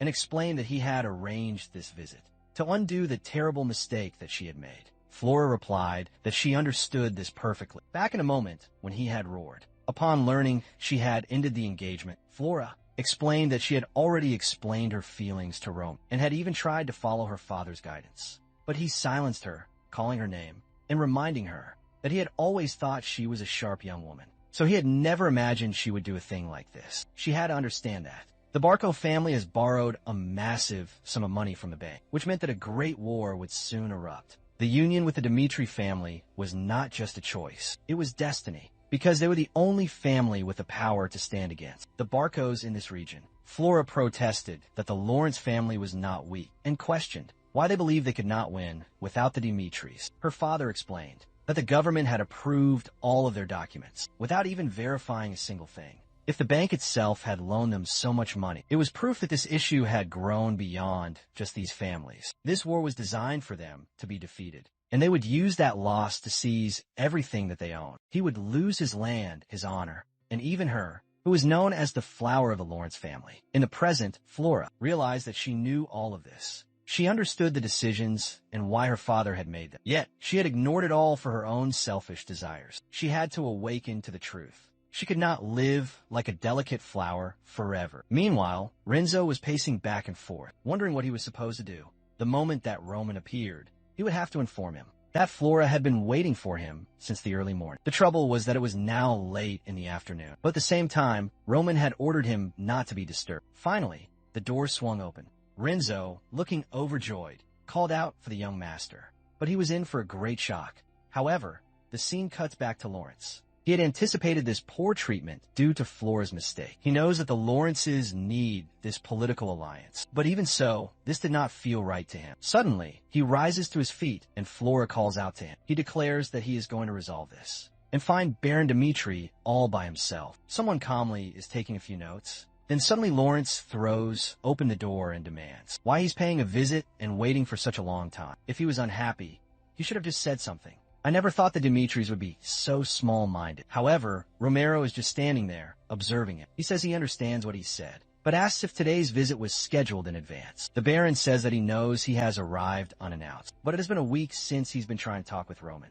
If at least they had refused him from the beginning, they would not have been so offended. However, Romero asks why he would ever deny a visit from the Lawrences. But now he wishes to know if that is all he has to say, and if he truly stormed into this room just to complain about being weary from waiting until noon, on the day that Flora visited. Roman himself declared he wished to end their engagement. Even though they argued with their son, He is certain Flora did not desire that marriage either, even though it was a dishonor to the house of Dmitri. He chose to say nothing and stay silent like a complete fool. After all, it was she who came there just to say it would not work, even though at the start of it all, it was the Lawrences who were pushing for it to happen. And now, he is here, storming into this room and complaining, just because he was made to wait for a short while. Even worse, for a meeting that was never even scheduled. He has the audacity to complain as if it is his fault. He then reveals that not too long ago, he received a message from the House of Barco. It was a proposal for a political marriage, where they would receive connections with the central government and a portion of the Lawrence's own land.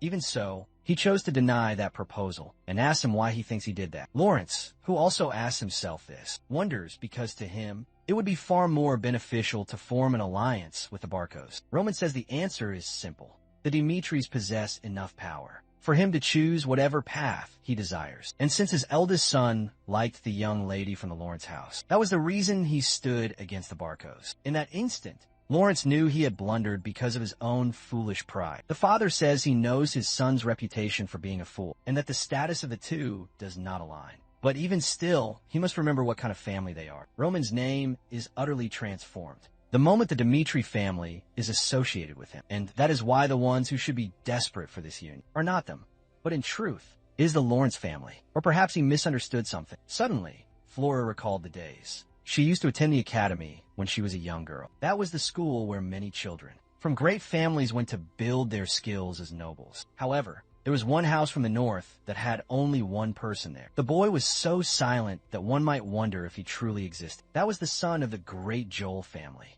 in a place where the children thought they were precious treasures. Born into this world, he was very distant until one day he made a tiny error. For the other children, that would mean absolutely nothing, even if they made massive mistakes. However, in his case, it led to a disciplinary hearing, and on the day the teacher rebuked him, a father came forth and offered his apology. He begged for his son to be forgiven and swore he would teach him better. At that moment, from a distance, she could only think of one thing. She felt a great sorrow for him. However, right now, all of this seems quite funny to her. The Viscount apologizes and says he has nothing more to say. Meanwhile, Flora saw she had no right to feel pity for that boy, and the Viscount says his daughter erred due to her immaturity. At that time, Joel was weak. And this is the same reality for the Lawrences today. Once again, the father offers his apologies, saying that his entrance was a great disrespect, and Flora understood that the weak have no other choice but to bow their heads to the strong. It was then that she started to lean forward to apologize to Romero. However, at that instant,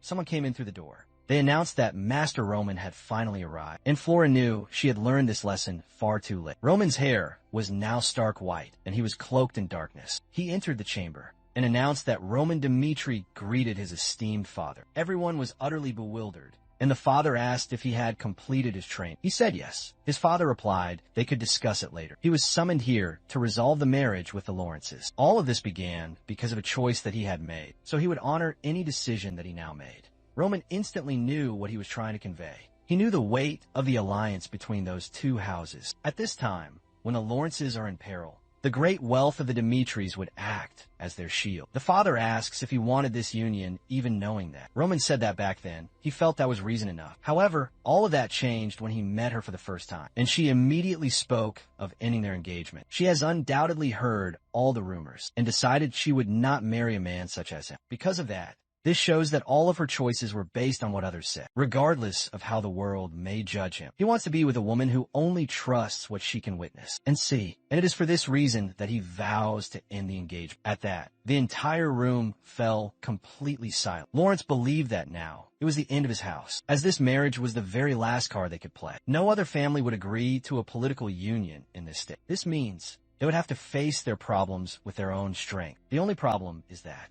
if the Dimitris and the Barcos were to truly join forces, they would not have a single chance. He had to do something to at least prevent that. He then bowed and said that the Lawrences accept all responsibility for this. As an apology, they would no longer collect any fees from a Dimitri merchant passing through their domain. He knew this was not much for a family as rich as they were, but it was a way to prove they were truly sorry. Romero said he could not accept that, as the Dimitris could not benefit from his son's future. All they had to do was say it was Flora who ended it, and they would not combine their forces with the Barcos. Lawrence simply offered his thanks. Of all his worries, this was his greatest one, and with that, they departed from the room. Not before he glanced back to see Dmitri standing there. If he had known the power of this young man just a little sooner, he would have been much more forceful when he had spoken with Flora. In the end, he too had made a grave mistake. Romero then called to Roman and asked what had happened to him in the past week inside that training. All he did was purge the impure energy to reach the human state. This is the core of the techniques he has created, and it is nothing special in the entire Miram world. The issue is that since this place has so much mana, it had gathered inside the body,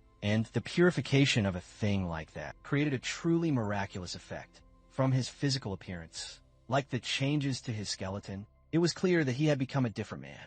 He then simply tells his father he achieved an awakening on his own, and that this change had happened because he started to feel mana flowing inside his body. Romero was shocked, since this was supposed to take many years. He had heard of a strange event where mana begins to circulate, but it had happened to only a very few people. However, the boy was achieving one great feat after another, since he had managed to destroy the Blood Fangs. All of this was beyond all logic. But he could not forget that this boy was still his own son. Romero then said that no matter the trials he may face, he would not leave him to face them alone. And the boy must never forget that his name is Roman Dmitri, because his father would always stand behind him.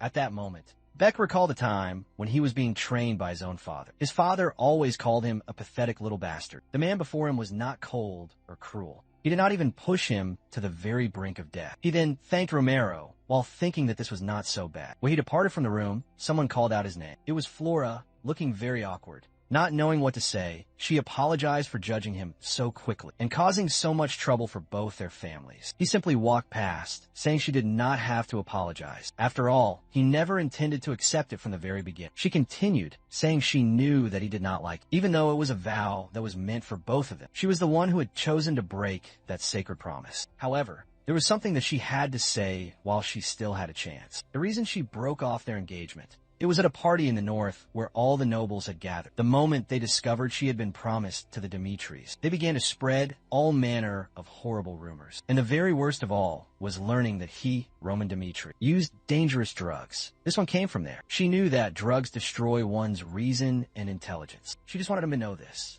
She did not know if the rumors were true or false. It's just that she could not ignore them. Roman cut her off and said that whatever had occurred did not matter, since it did not change the relationship that they had. She did not need to concern herself with him any longer. The poor girl was left there, abandoned. Later that night, he had a talk with Hans. He found it peculiar that she spoke of drugs, since he felt nothing like that within this new body. Even though there had been some impurities, that metamorphosis had already purged all of that. He then summoned Hans and asked if he had ever seen him using drugs or doing anything of the sort. The man was completely flustered, unsure if he should reply or not. But Roman said he would not punish him. He was only trying to understand better the choices that he had made in this life. Hans, excited, said that not with his own two eyes. However, there were times when he thought the boy's actions were a bit strange. Roman then asked when that was. Hans said that the last time was about 15 days ago, when he saw him coming back from a noble party. But the instant he returned, he appeared to be in a strange condition.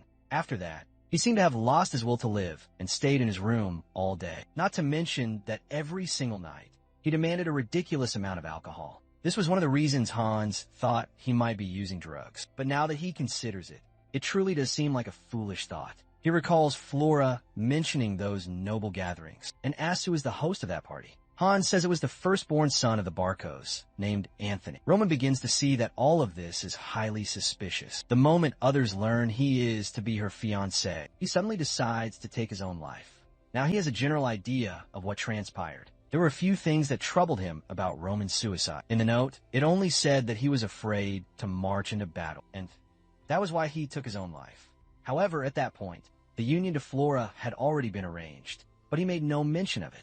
Not to mention that it would have been incredibly easy for him to escape the war with this new marriage. But even with all of this, he took his own life out of pure fear. Something about it did not make any sense. Roman then asked if he and this Anthony were always friendly. Hans said they had been friends for quite a long time. But recently, things did not seem to be going so well. It began when that marriage proposal with the Lawrences arrived, because that would create a massive problem for the Barcos, who wished to conquer the Lawrence lands. And the easiest path was to prevent that marriage from happening. This confirmed to Roman that these men were behind that letter. Hans then says that a few days ago, Another letter with an invitation to a Barco party had arrived. This makes Beck very curious. Hans explains that he did not deliver it because Roman was in his isolated training and asks what he should do with it now. Roman laughs because it seems these men are underestimating it, and that is one of the things the celestial demon despises the most. He asks when the party will take place, and Hans says in 2 weeks' time. With that, Roman commands him to reply that he will absolutely be attended. The scene cuts to the following day.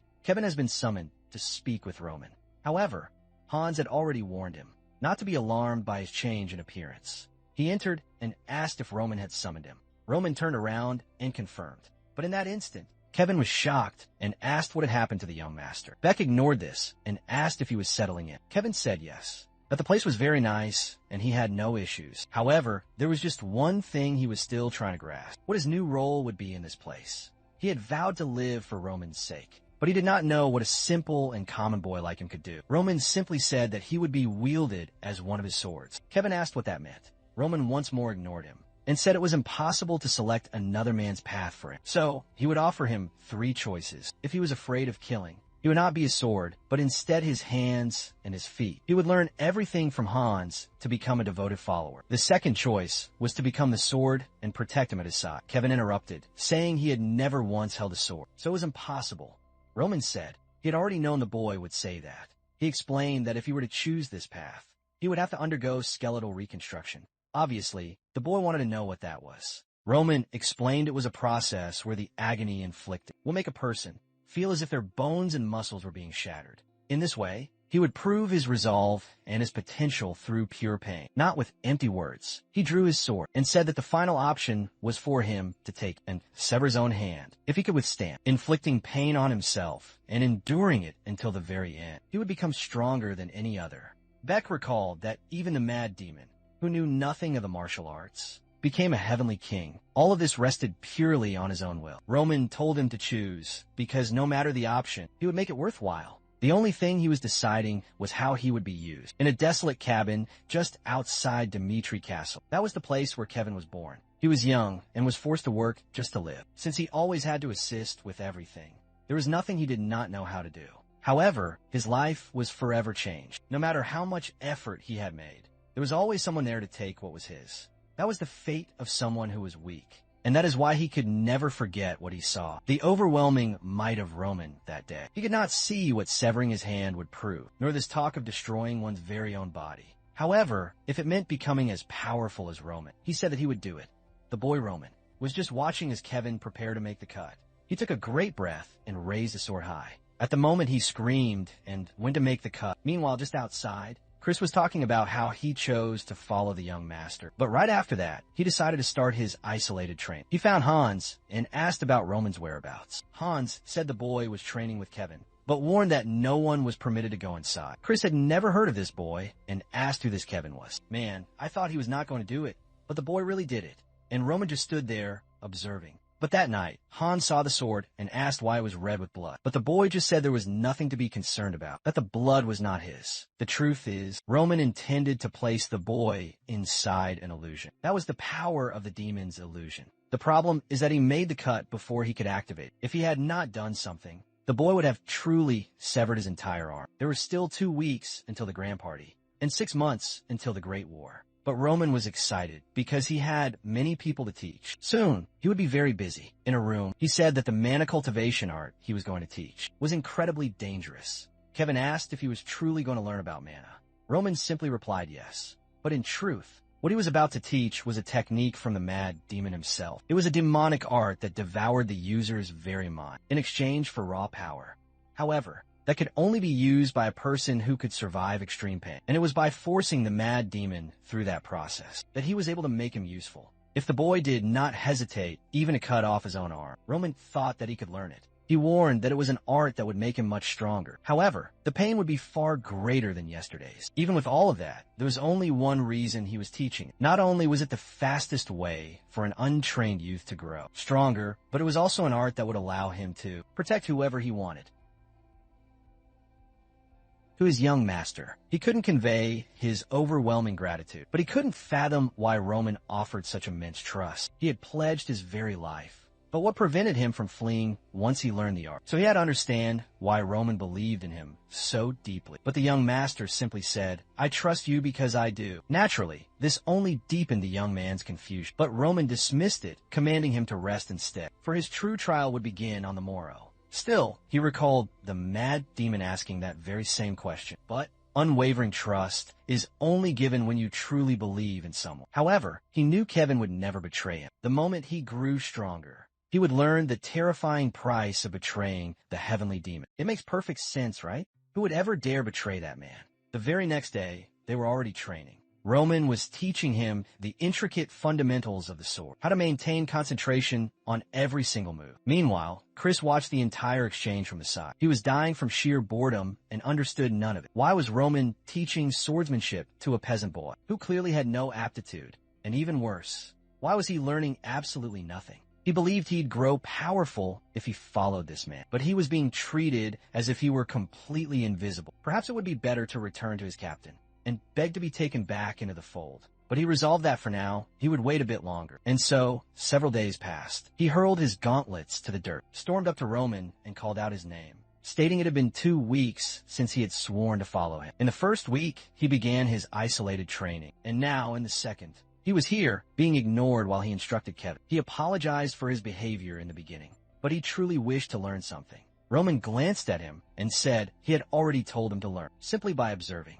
Of course, Chris had no clue what he was talking about, but Roman explained that each man has his own path to knowledge. Kevin was a complete blank slate, so until he reached a certain point, he required instruction. However, on the other hand, Chris was different, and no matter what Roman might teach him, because he had been bested, he would accept any lesson without a single question. Again, Chris asked if he was truly just going to keep watching. Roman said no and tossed a wooden sword to him. He warned that Chris needed results to accept the truth, and that is why there would now be a duel against Kevin. The poor boy was weak and scrawny, but he would have to take a beating to forge his technique. Roman declared he would teach Kevin the method to defeat Chris, and Chris must try to defeat him, if Chris truly believed he was correct. After this duel, then Roman would train him personally. Poor Kevin was in shock, realizing he had to fight a real knight. And Chris, of course, did not want to duel against a mere novice. But once more, his anger flared, and he wondered what Roman thought of him. But he decided, fine, he would prove he was not so weak. Now, the two stood facing one another. Kevin said that regardless of the situation, it was impossible for him to fight a 2-star knight. Roman said it was clear he was at a disadvantage, but he had nothing to lose by being defeated. There are endless people in this world who are stronger than him, just as his family was crushed by the ruthless Blood Fangs, and Chris was now trying to crush him. Is he just going to retreat whenever he faces such a man? Kevin, with new resolve, said that he would try. This only made Chris even more furious, seeing the novice believe he had a chance to actually win. He couldn't understand what Roman thought he would possibly gain from this fight. But no matter, a duel is a duel. The instant Roman gave the signal, Chris was already standing before him. There was no way he could lose to this absolute beginner, who had only 1 week of training. And with that, he landed the first blow squarely. Kevin saw something and thought about moving with his sword. However, Chris instantly batted his arm away and landed a strike right against his stomach. The poor boy was sent flying through the air, and he landed twisted on the unforgiving ground. Chris even found it odd that the boy was this pathetic. He thought there was some secret reason for this duel, that Roman would secretly aid him, but he was just standing there doing absolutely nothing. He couldn't comprehend what that madman was thinking, but regardless, he was going to end this. Time wore on, and our hero was just smiling, while poor Kevin was being beaten down yet again. He crashed to the ground. Chris admitted that he was much better than he imagined, and for a man without mana, he had truly done much more than expected, but it was time to surrender. After all, in the blows he had blocked, Chris hadn't even used all of his true strength. He could have split the boy's head wide open, but in a simple duel, he refrained from doing that. However, Kevin did not seem at all inclined to give up, and Chris said he would warn him one final time. If he intended to continue this fight, he would not be responsible for any shattered limbs. But Kevin just laughed. Roman smiled, and Chris was bewildered, and the boy replied that he wanted to see how this would all end. Roman once again told them both to get ready, when suddenly, Kevin heard a voice tell him to focus, because he was about to face a surprise attack. Roman gave the signal for the battle to resume, and Chris charged, but this time, Kevin blocked the first strike. The voice told him to sidestep and strike Chris's chest, but he got tangled up in his own feet and stumbled. With that, Chris again knocked his arm away and landed a blow on his stomach. Kevin fell to the dirt, and the voice told him to get up. That's when he realized that, strangely, it sounded as if he was hearing Roman's voice. Roman explained this was a mana vibration technique that allowed sound to be carried on the air. He was using tiny particles near his ear, so only he could hear. Kevin had no idea a thing like that was even possible, and in that moment, Roman told him to dive to the right. He did so, and Chris's attack missed completely. Roman then told him to pivot and strike the left side of Chris's chest. He went to make the attack, but Chris dodged and landed a blow squarely on his ribs. Kevin realized what he was lacking was speed. The voice told him to parry the overhead attack and wake up, and he barely dodged another blow to his stomach. The voice told him to escape to the right, but once again, he took a strike to the face. The poor boy was truly being beaten. Even with the instructions, Chris was still impressed that the kid would not give up, and Roman saw that the boy did not have chance, since he could not react fast enough to the commands. However, for Roman, this entire situation was quite amusing. This was because Kevin was smiling, thinking that Roman was truly omnipotent. Even though Chris was a 2-star knight, Roman could give him the perfect commands to achieve victory. Kevin knew that the true problem was his own body. If he had been following the instructions perfectly, he would have been winning. He saw that the true person being played in that fight was Chris. He received a command and once again evaded. At that moment, Roman told him to advance and attempt a counter, which Chris barely managed to evade as well. But then Chris struck back with a punch to his face. Chris started to see that he could no longer knock the boy out and was only landing glancing blows. And Kevin realized that even the respected knight, whom everyone believed to be a genius, was incredibly weak when compared to Roman. For Kevin, that was the kind of man he wished to serve forever as his lord. So even if Roman said something that made no logical sense, he would just follow his orders without question. For a man like him to become a true sword, there was only one answer. He would have to do it through his unbending willpower. Some time passed. Kevin was still in the same predicament, and Chris warned him for the 10th time. The final time that if he continued like this, he would have to take responsibility if he was injured. But once again, Kevin smiled, and the scene repeated itself exactly, with Kevin saying he wanted to see this through to the very end. But then Chris lost his composure, calling him a worthless insect. If that's truly what he desired, he would give him exactly what he was looking for. He would leave the boy with a shattered arm, and he would regret this very moment. But Roman warned him to take a single step forward and halt the attack at the midway point. The blow had to contain all the force he could muster, and Chris quickly saw he had put himself in a poor position. However, he managed to move to the side. Chris couldn't believe the boy had the nerve to step forward in such a dire situation, and Roman told Chris to relax, because it was not over yet. He had to turn and advance once again. And there he was, obeying without a thought. But Chris was enraged because the attack was slow and full of flaws. But he was shocked once again.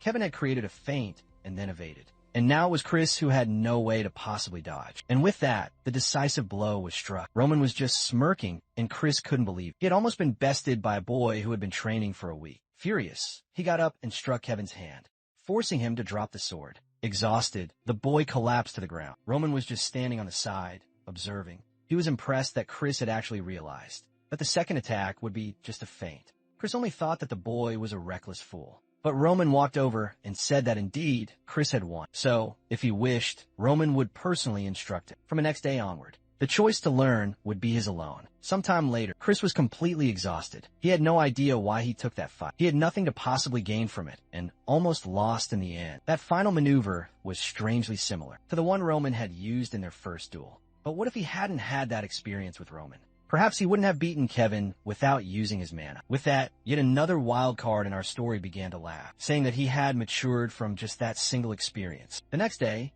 Roman asked what he would now do. That's when Chris said he did not want any more lessons, because he would grow stronger just by being at Roman's side. That duel had taught him a great deal, since Kevin's choices were always the perfect ones for each situation. He had thought the boy had not received any commands, but in reality, he was mistaken just by trying to understand Kevin's decisions. His mind was already filled with a great trove of teachings. He did not know what had happened. But Roman was at a level that even Captain Jonathan could not touch. If that's the case, until the day he surpasses Roman, he will observe his every move. While our hero smiled, Chris was there glaring at him with pure hatred. But Roman simply said that today they would continue their training. A few more days passed, and the day for the Barco's grand social gathering arrived. 1 week before that, while observing a painting, someone asked if they had heard the news. The fact that Roman Dmitri had nullified the marriage with the girl from the Lawrence family. Another comments that apparently it was Flora's own mistake, but people seem to think that her father just felt pity for her when he saw the face of that Dimitri family fool. A woman says, "That's madness, considering they're about to war with the Barcos." And the man next to her replies that it simply proves the eldest son of the Dimitris is worse than they imagine. A maid mentions the fact that he supposedly crushed the Bloodfangs, but another claims that's probably just a lie, just to conceal the end of the marriage and avoid any shame. Meanwhile, someone is dying from laughter, saying he cannot believe it was so easy to trick the boy into breaking the engagement. He asked the butler if the boy will be attending the party, and he confirms it. It is Antonio Barco, who says all is proceeding as he has foreseen. He is very excited for the upcoming week. On the day of the social gathering, Roman is questioning if he truly must wear something like this. Hans says that, since it's the first gathering after ending the engagement, he must wear something truly magnificent. He tells a long story of how incredible and valuable these clothes are, but he already knew the boy would not wear them, even if he had spent his entire life preparing that outfit. Roman smiles at this. He says if Hans put so much effort into it, then he will surely wear it. Meanwhile, in front of the carriage, Chris says the boy is taking far too long. At that moment, he comes sprinting, offering his apology. It is Kevin, who now truly does look like a small child, saying he did not know how to don his armor. Chris asks why he is like this, and Kevin explains that there was no armor that would fit him right. Chris, however, cannot forget that he had almost lost to this very kid, just because he had received aid from Roman. The poor boy was so clumsy, he didn't even know how to wear a helmet. But in that instant, Chris told him to pay close attention. They were not just Roman's personal escort, but also the face of the house of Dimitri. This meant their reputation also rested on the actions they would take. Kevin said he would keep that in his mind. Sir Knight. Chris loved being called a knight, and Beam, saying it was good to know Kevin had finally learned. The scene then cuts to a grand castle. Inside, many noble lords were gathered, all from the most respected families in the entire region. One of them, holding a wine glass, asked if it's true that Roman will actually be showing up. It's truly hilarious that he is coming here, after ending the engagement that he himself had wanted, especially knowing that the Barcos are now targeting the Lawrences. A girl says that is why the whole world sees him as a fool now. The Dimitris' standing had become entirely unclear, all because of Roman. Another commented that at least he was going to be there, apparently to try to clean up his own mess. The blonde girl asked what this Roman Dimitri was truly like. The man next to her just said that he makes a terrible impression, since he's not strong, not handsome. He is short and so weak. Another comments that any woman would try to break the marriage, if forced into such a thing. In that moment, the butler coughs in the center of the hall and announces that the eldest son of the Dimitris is now arrived. With that, our hero appears, of course, shining with his brilliant platinum hair. No one was able to recognize him. The girls were all completely flustered, want to know if that was the real Roman Dimitri. It made no sense for him to appear so different, since he was shorter than all of them before. Not to mention that even his very hair was different. The blonde girl was now standing there, completely stunned, and immediately went toward him. She said it was a great honor to meet him, and introduced herself as Sophia of the Griswold family. She said that perhaps he had not heard of her family as they were small, but her father gave his entire life to the kingdom of Kara. Roman said he truly knew of them, and she was astonished. Roman mentioned that it was impossible not to know a house with a history of hundreds of generations. Some time before, Hans had given him a tome about all the families in the northern lands, but he had asked Roman why he wanted it so suddenly. Roman replied that it was the bare minimum courtesy to know a bit about the people he was about to meet. He would know the legacy of each person there and from where they came. That was an effort needed for him to win the favor of others, especially for him, who was seen as the Dimitri family fool. The boy studied very hard,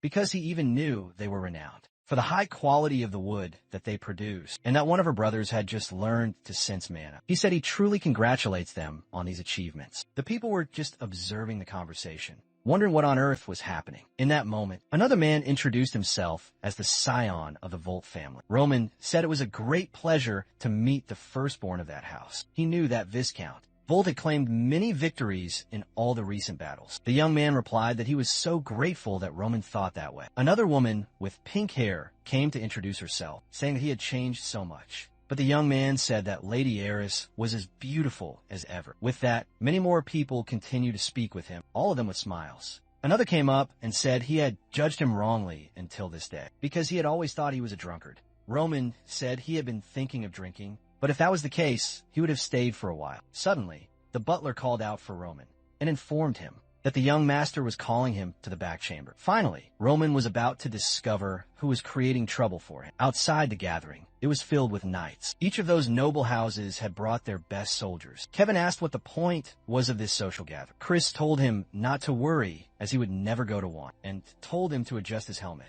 And Mike was observing what was happening, and one with green hair said that was the Dimitri family escort. Kevin was innocently fixing his own helmet when someone suddenly burst out laughing and loudly declared that it was a joke. He knew the eldest son was a disgrace. He just did not think he would bring a mere child, who didn't even know how to properly wield a sword. Chris just told Kevin to ignore him. Was that truly the level of the Dimitris? The scene cuts back to Roman. A long time ago, at one of those social gatherings, he had seen something, Flora, for the very first time. That is when Anthony came up and asked who he had his eye on. Roman asked if he knew the girl with the blonde hair. His friend replied that she was Flora, known as the flower of the Lawrence family. Of course, the boy fell in love. And now, here's our Roman entering the room, all excited. He asks how much he has transformed since they had last met. Roman was just watching. Anthony said he knew he had changed, but not this much, and told him to sit down and explain everything that had happened. Roman at once noticed signs that other people had been here. The fact that he made them all leave as soon as Roman came meant he had a secret he wanted to share. Since Roman chose to make the man feel comfortable. Roman then said that he wasn't sure either. He spent a great fortune to make some changes in himself, and now even he had lost sight of how much he had transformed. But in any case, it was great to see his old friend. Anthony was just observing and said that indeed, it could be seen as a positive thing. He didn't know what the boy was thinking back then. Roman asked what time he was referring to. Anthony mentioned the time he was found sleeping with his cousin, when he was already engaged to the Lawrence family daughter. It was truly an amazing time. He thought it was crazy that he would go so far with his future union, considering what had occurred. But if he was here today, at this party, it meant he wished to accept the offer, and he assured Roman not to worry, that he would keep it a total secret. They should talk about his marriage to the Barco family. That was information Roman had no knowledge of when suddenly he felt a strange sensation and seemed to recall a memory. He remembered betraying Anthony Barco and begging his own father to create a political union with the House of Lawrence. But even so, he did not want to shun his friends and would use this chance to restore the relationship he once had with them. That day, Anthony introduced him to Emily Barco. He asked if it was all right for her to drink with him here today. Roman said that since she was a part of the family, Anthony told them to pour Roman a drink, but he said he knew how to serve himself. At that instant, the man changed and asked if he was getting arrogant just because he was about to be married. Roman was confused, but Anthony said he was only joking, since they did not even care about that family any longer. Roman was happy to know there would not be a problem then. And of course, Anthony told him to drink as much as he wished, and so the poor boy did. What occurred next? You already know. The boy awoke the next day in bed. He had no idea where he was or what had happened, when suddenly someone burst into the room and screamed his name. It was Anthony, absolutely furious, demanding to know what he had done. Roman had no idea because he had simply passed out. He could not remember a thing. Sometime later, Anthony said he didn't care who the boy slept with, but this time it had been with Miss Barco, and he could not let this matter pass so easily. He gave the boy a choice to end that marriage himself, or he would have to marry a direct heir of the Barco family to strengthen the relations between them. Even though he was absolutely furious, he would forgive him because they were friends. However, he would have to provide an answer. Back in the present, Beck now knew exactly what had transpired. If what had happened that day was revealed, the honor of the Dimitris would be completely destroyed, and Roman did not have the courage to face his father and withstand his great anger. On the other hand, he could not end the marriage because he truly loved Flora. Since it had been forced by him, it would defame the young princess. That is why his decision was to end his own life, to resolve the entire situation. A weak man who never achieved a thing with his own hands. That was Roman Dimitri, a truly miserable and pathetic life. Anthony asked why he was delaying so much, and said that the union of their two great families would forge something incredibly powerful in the region. No one could ever stand against them, and together they would possess all the power in the north. But Roman simply asked if that was the only reason. Confused, Anthony froze for a moment, and Roman asked if he had to accept this political union, just for that single reason. Anthony tried to remind him that this was not a choice. If he were to refuse, everything that happened that day would be revealed to the entire world. At that moment, Roman simply put his foot on the table and said that apparently Anthony had forgotten, so he would say it one more time. Dimitri has no reason to accept the Barco's proposal. Meanwhile, outside, the gathering was proceeding smoothly. until something captured Sophia's attention. Of course, it was Roman again, and she asked him where he had been. He replied that he had something to resolve, and, unfortunately, because of that, he would now have to leave. She looked sad, saying she wished he could stay a little longer. He said it was urgent, but everyone was asking him to stay, saying they wished to discuss many things. Until he heard someone telling another to take back what they said. He recognized the voice and tried to move a little closer. That's when he saw something he did not expect. The helmet hit the ground, and one of the knights had struck Kevin just before that. The man had declared that was the level of the Dimitris. Chris just told him to calm down because it was not worth it, but the men seemed to have noticed something. They approached, asking why they brought a child whose helmet did not even fit. They moved closer and said it looked like they grabbed a child from the street and put armor on him to call him an escort. Chris asked if they were training more to be jesters than to wield a sword. The man ignored him and said he was sure he could beat this kid without any training. That is why everyone calls their lord a complete fool. Kevin told him to take back what he had said, because he should not speak of Roman like that. The man was confused, but Kevin just seized his hand and told him to take back his words. That's when the man struck his helmet. The poor boy did not even flinch, and Chris thought about drawing his own sword, but he knew those were the Barco's knights. If he truly did that, it would cause chaos between the two families. He wasn't just creating trouble for the young master, but for every person there. From the ground, Kevin declared he was Roman's knight, and that he would never want to be a knight, if it meant being like the group of thugs they were. The man just laughed and moved towards him, saying he wanted to see just how far his pride would take him. That's when someone seized his wrist. Everyone was in shock. It was Roman, calmly asking what was going on. He just gave him a look. The moment the man began to say his name, he was slapped across the face. He was completely bewildered, not understanding what had just happened. Not only had he been slapped, but he could not even react. He was about to speak, but he was slapped again. Not understanding once again, he didn't even know where the blow came from. It was becoming a complete joke. He tried to speak again and was slapped in the ear. The poor man was already cowering, and now he was about to kiss the ground. He was starting to get traumatized, not knowing what this sequence of attacks was. But Roman simply told him to lift his head up again. Meanwhile, in the chamber, Anthony was there. He could not comprehend what had just happened at the meeting. He warned Roman that if he did not accept the proposal, he would be making a grave and irreversible mistake. But Roman just replied that his reputation was already ruined, so having one or two more bad rumors would not change a thing. And he warned Anthony that he should behave a little bit better. He had chosen to nullify this marriage on his own, not because of that silly threat, but since the Dimitris were no longer aligned with the Lawrences. In a way, Anthony's objective had been fulfilled. However, at any time, Roman could choose to assist the Lawrences, and that would get in the way of the Barcos. And perhaps he should do that just because of those threats. Roman had already researched a great deal about the Barcos. They possessed influence with the central government. That cannot be ignored, but that is all they had and nothing more. If one were to truly compare their wealth and their power, the Dimitris were the true power in the entire north. He then asked Anthony what he wished to do. Anthony, terrified, only asked if he was no longer going to aid the Lawrences, and Roman replied that he was correct. With that, Anthony said it would be better to forget about this issue. However, he couldn't grasp why this boy had changed so much. The way he acted, looked, and even spoke had completely transformed. He was no longer the fool that he knew. What he wanted to know was what in the world had happened to this boy. At that instant, someone called out for Anthony, who said that he did not want to talk.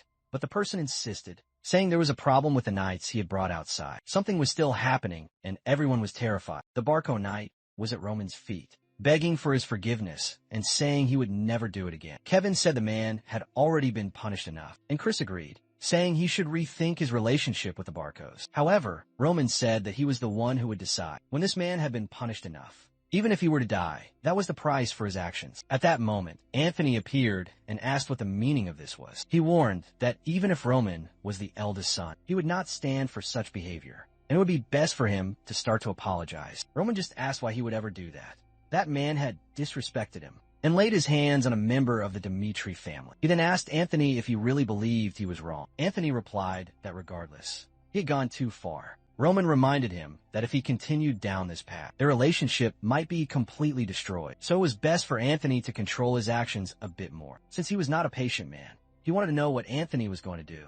Now Anthony remembered that Roman had threatened to restore relations with the Lawrences. As much as he loathed it, he had no choice. And he said that indeed, seeing the situation, it seemed that Roman was correct. He also would have had to punish that man in the same way. Roman left, saying that indeed they got along quite well. But it was not finished yet. He went up to the soldier, raised his hand, and told the man to prepare his face. This continued for a while. The old Roman was a person that everyone disrespected, even though he was from the family. That was the greatest power in the entire North. He called Chris and Kevin and said that they were leaving. But now, everyone who was there had no other choice but to acknowledge that the fool they had heard of no longer existed. On the way back in the carriage, there was only silence, and Kevin apologized since Roman had been insulted because of him. Chris offered his apology for failing to act. When they spoke ill of the house of Dmitri, Roman stayed quiet for a long moment. He said he knew it couldn't have been easy for them to endure that until he arrived, so it was a good thing that they managed to hold out. Being rash would have only led to the worst outcome. But that was not the answer he wanted,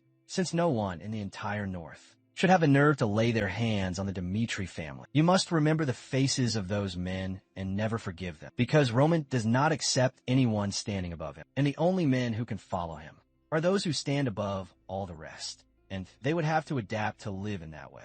Back at the Dmitri mansion, someone delivered some papers about the Barco family. It was Hans who said that recently those men had been making some very strange moves. Roman already knew that the Barcos had arrived in the northern region over 100 years ago, but they only began to gain power when a man from their family joined the central government. Roman noted that their military power was much weaker than he had ever thought. Hans agreed, saying it was strange that their rank was so high, considering they were so incredibly weak. Roman said that this only proves how mighty the central government is. The Salamander continent has a total of 6 kingdoms, and Cairo is the smallest and the weakest. That's because it's surrounded by all of the others,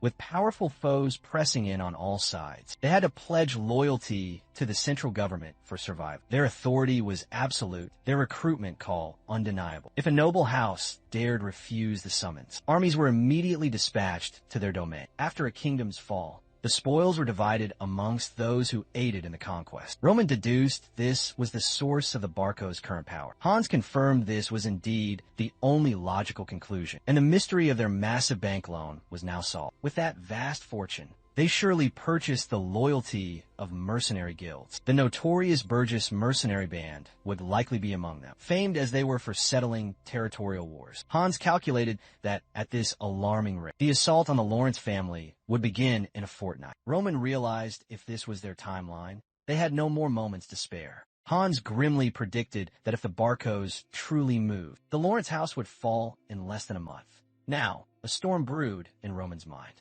He had given the Barcos his word, a promise to stay out of the Lawrence conflict. However, he was not Roman Dmitri in name only. To allow a threat to go unanswered was unthinkable. Besides, no matter what schemes the Barcos devised, they could never muster the strength to challenge Dmitri. Crushing them would be a simple matter if he unleashed the full might of his family. But in this land, because they were not true nobles, no one viewed the Dmitris as a genuine power, and he required a grand opportunity. A way to make his entrance onto this world stage, just as he had done in his previous life. He rose, telling Hans it was time to seek out his father. It was time to collect on a promise and turn it into immense profit. The scene cuts to panicked citizens fleeing through the streets. A figure in blood-soaked armor emerges from the chaos. It is Lucas, a B-rank mercenary. He sneers, remarking that the Dmitri lands haven't changed one bit. The setting changes to a local blacksmith's forge. The smith sighs, noting his gear is completely ruined. He asks Lucas if the recent battle was truly so brutal. He confirmed that it was a nightmare.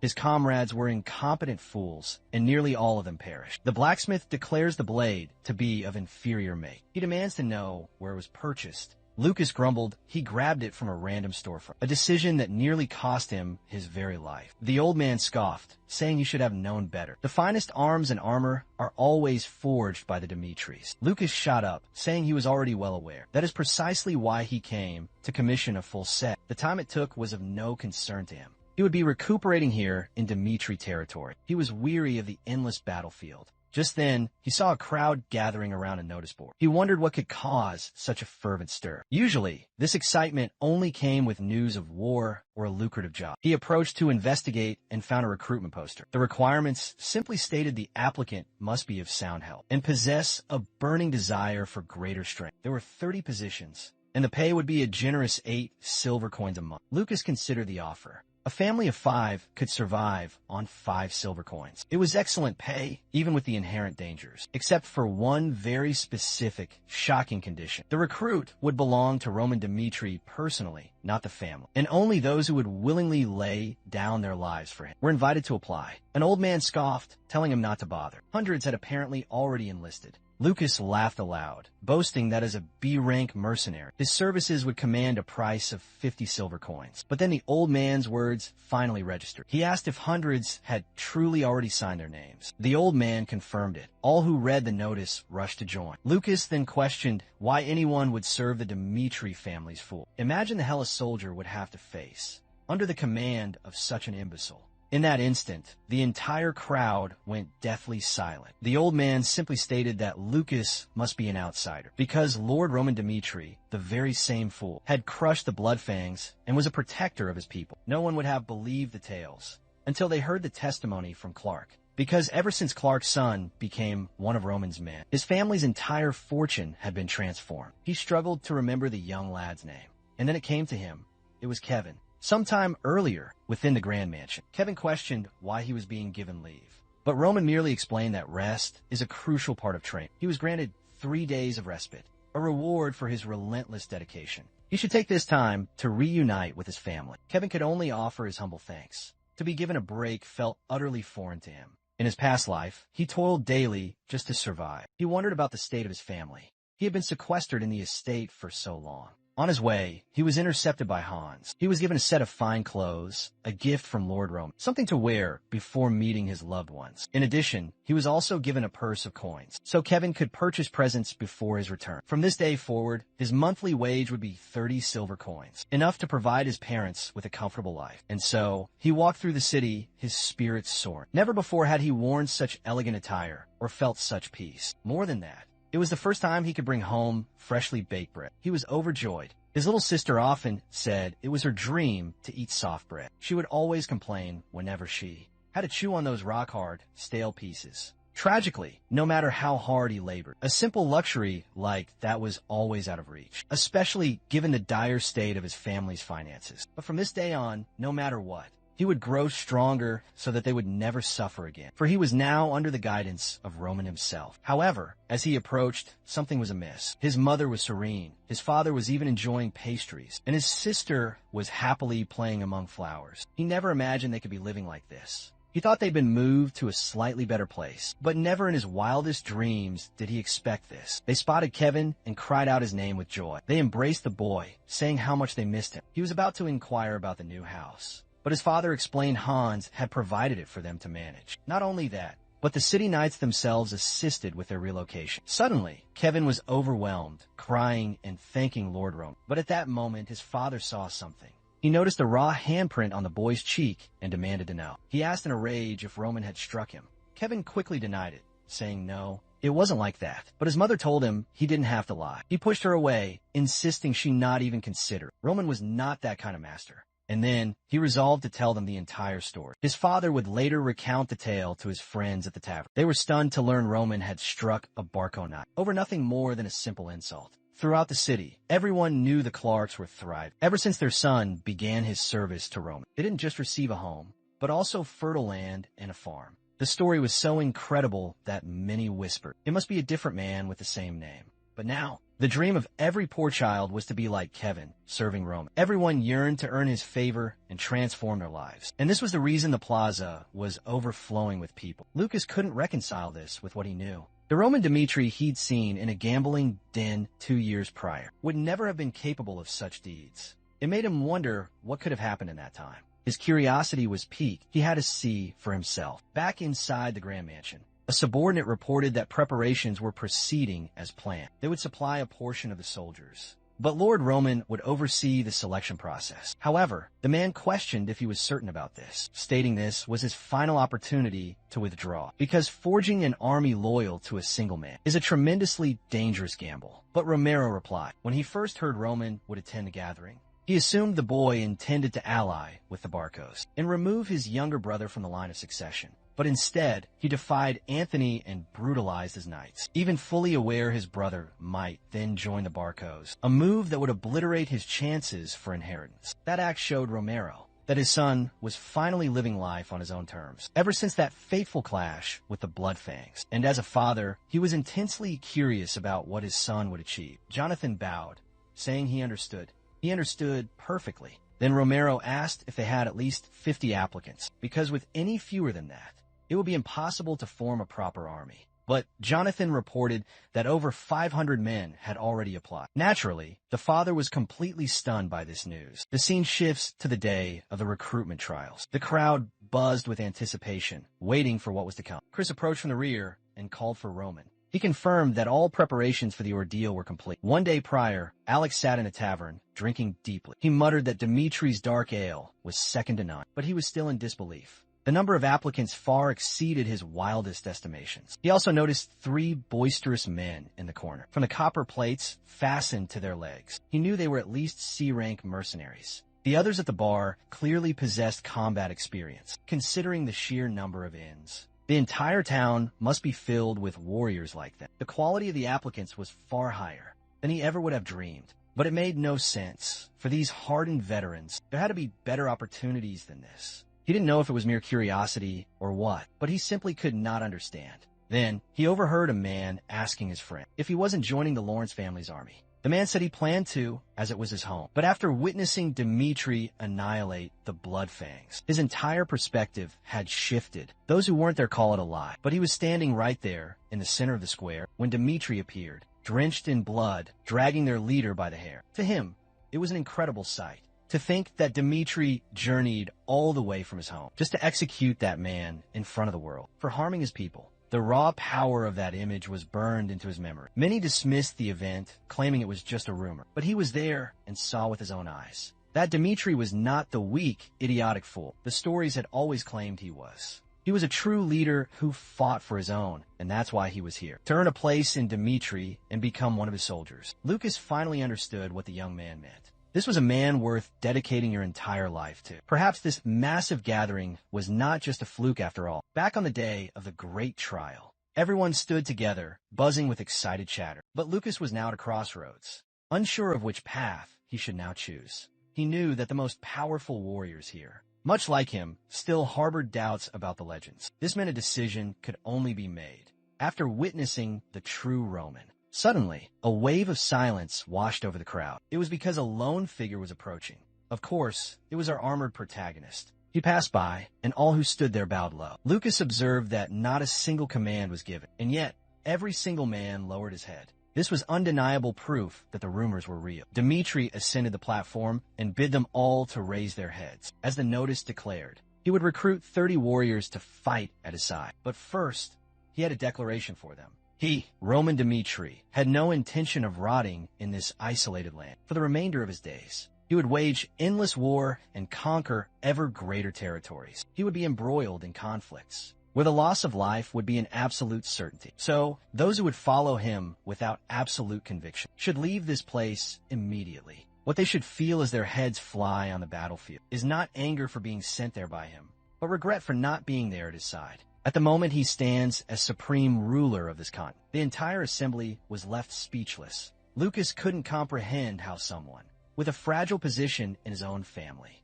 could display such overwhelming arrogance. But for some inexplicable reason, that man's words made him believe. With that, Chris stepped forward. He announced he would explain the rules for the trial. The test itself was deceptively simple. It would stand at a designated mark, and an archer would fire 3 arrows toward them. Perhaps the arrows would graze their skin or strike the post behind them, or they might even strike them directly.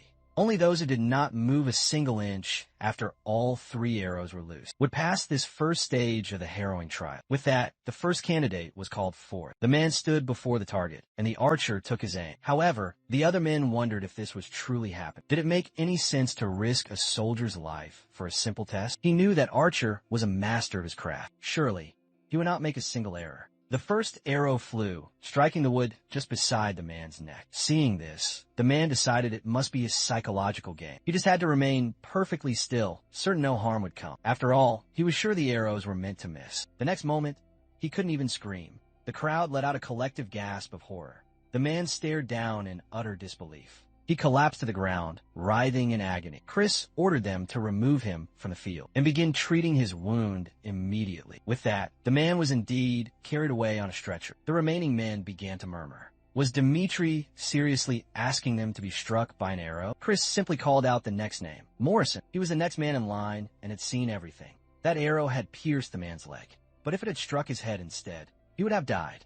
This was madness. This was completely insane. And all he had wanted was a chance to become a knight. Chris saw that events were unfolding exactly as Roman predicted, and so he announced that the second man had forfeited. He warned that anyone afraid of being struck by an arrow should leave this place now. He then commanded all cowards to exit the training grounds at once. A short time earlier, someone had explained to a small group their specific roles. The 4 men there tomorrow would be hit by an arrow. The man beside them was the most skilled archer in the region, and he would only strike non-lethal areas. Then, the reward for their service was revealed, a chest overflowing with golden coins. Obviously, taking an arrow for that sum seemed worthwhile. Roman said that medics would be standing by, but that did not change the fact that the arrows were real. He asked if the men agreed, and they all shouted yes. With that, the men departed. And Chris asked why Roman would resort to such extremes. He explained you cannot forge an army with mere threats. He needed men who were willing to gamble with their lives. Even if the odds of being hit were 1 in 100, some men would still quit because of that 1% chance. Chris asked what quality he was looking for in his people. What would make them one of his subordinates? Roman said he wanted men with an unbreakable will and a fearless mind. Someone born with the heart of a savage beast. Chris was baffled. Was that truly more vital than combat experience? Roman replied that a man like that could become stronger than any other, regardless of their origins or their past. And only those who were stronger than all others would walk by his side. But now, the remaining crowd wondered what kind of mad test this was. A large number of the applicants were already departing,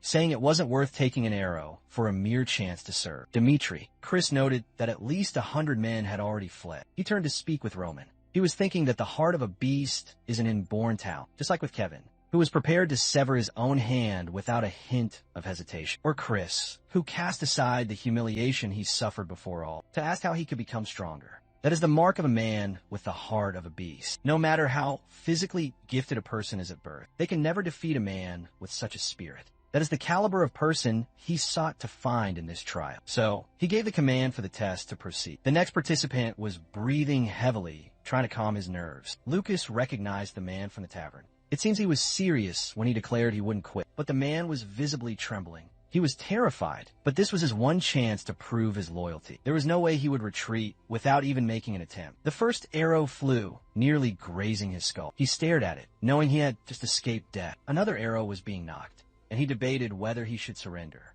The second arrow struck the wood right beside his arm. He knew that all his resolve would be for naught if he gave up now. But the final arrow was coming, and there was still time for him to escape this madness. He wanted to cry out to stop it, but his fear was simply too great. And with that, the third arrow pierced the center of his leg. Chris announced that Henderson had passed the trial. Lucas knew the man was on the verge of quitting, but by a stroke of luck, the arrow was fired just in time. And so, the brutal test continued. Out of 500 aspirants, after 100 had fled, 400 remained. And out of those brave souls, only 120 had the fortitude to endure all 3 arrows. Roman observed every person who succeeded. Those who shook with fear, but still held their ground. And those who remained as still as a statue, not even flinching. To him, both were worthy, for they had the will to conquer their fear. Now, it was time to search for the hidden diamonds in the rough. Those who would gaze upon him with awe, not terror. Roman congratulated the survivors, but warned he would only choose 30 among them. And for that honor, they must pass a second trial. Those who become his soldiers must embrace the life of a predator. And with that cryptic statement, he fell silent, leaving Lucas utterly baffled. Roman simply continued. The instructions for the second trial are simple. There were various blades of different makes and designs beside them, but none of that was important. They just had to select the weapon they desired and prove their mettle in a one-on-one duel against him. Lucas wondered if the man intended to fight all 120. Roman then announced all they had to do was survive for 1 minute against him. Those who could pass will be given even greater rewards than previously promised. A bald-headed man then stepped forward, declaring he would go first. This man had the hardened look of a 1,000-battle veteran, but let us see if he could withstand this ordeal. With that, they stood across from one another. Roman asked for his name, and the man stated it was Vulcan. He asked if the weapon was satisfactory, Vulcan replied that it would not be an issue.